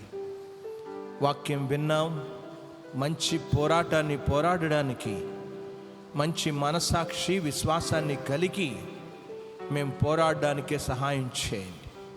కొందరు అట్టి వాటిని త్రోసివేసి నాయన వాతవేయబడిన మనస్సాక్షి కలిగి వారు విశ్వాస భ్రష్టులైపోయిన సంఘటనలు కోకొలలు ఉన్నాయి. ఆ రోజున హుమేయను అలెగ్జాంద్రియా ఉన్నారు. ఈరోజు మేము ఆ కోవలో ఉండకుండా మీ కొరకు నమ్మకమైన సాక్షులుగా బ్రతుకుతూ మిమ్మల్ని మహిమపరచడానికి సహాయం చేయండి. ఈ పాటలో పోరాడుము పోరాడుము అని మంచి పోరాటాన్ని పోరాడడానికి, ఈ లోక ఆశల నుంచి విడుదల పొంది విశ్వాసమునకు కర్తయు దాన్ని కొనసాగించేవాడిని యేసు వైపు చూస్తూ విశ్వాసపు రంగములో విశ్వాసపు పందెములో సరి అయిన రీతిగా పరిగెత్తి మీ చేత బల మంచి నమ్మకమైన దాసుడా దాసురాలా అనిపించుకునే యోగ్యతను మాకు ఇవ్వండి. మా అందరితో మీరు మాట్లాడారని విశ్వాసంతో మీకు వందనాలు చెల్లిస్తూ ఉన్నాం. ఈ సమయంలో చేరి వచ్చిన ప్రతి బిడ్డను కూడా జ్ఞాపకం చేసుకోనండి. హృదయాలు ప్రభుకు సమర్పించుకొని కానుకలు వేసిన వాళ్ళు దీవించండి నాయన. మీరు హేబేలును అతని అర్పణను అంగీకరించారు. విశ్వాసం ఉంచకుండా కయ్యనును అతని అర్పణను మీరు అంగీకరించలేదు. ఈరోజు అలాంటి దుస్థితిలో ఉన్న వారితో ఇంకనూ మాట్లాడండి, వారిని దర్శించండి నాయన, వారిని సంధించమని ప్రార్థిస్తూ ఈ ఆరాధనలో ఇంతవరకు మీరు సహాయం చేసినందుకు మీకు వందనాలు చెల్లిస్తూ ఉన్నాం. ఈ ఆరాధనలో పాల్గొన్న ప్రతి బిడ్డను కూడా మీరు జ్ఞాపకం చేసుకోండి. మీ హస్తాలు చాపి వారిని బలపరచండి, వారిని దీవించండి. వారి చేతి పనులను, వారి ఉద్యోగాలలో, వారి చదువులలో మీ దీవెన దయచేయండి నాయన. హాస్టల్స్ నుంచి వచ్చిన స్టూడెంట్స్ అందరి కొరకు ప్రార్థన చేస్తూ ఉన్నాం. వారు ఈ వారం రోజులు నాయన ఉంటున్నప్పుడు చక్కగా దేవుని వాక్యం నేర్చుకుని బలపడి మీ మహిమ కొరకు నిలబడడానికి సహాయం చేయండి నాయన. మంచి సైనికుడు వలె, మంచి రాణోడు వలె మంచి పోరాటాన్ని పోరాడుతూ మీ దగ్గర నుంచి ఒక నీతి కిరీటం ఉంచబడిందని, ఆ బహుమానం కొరకు, నిత్య జీవం కొరకు మేము సాగిపోయే జీవితాలు ఇవ్వండి నాయన.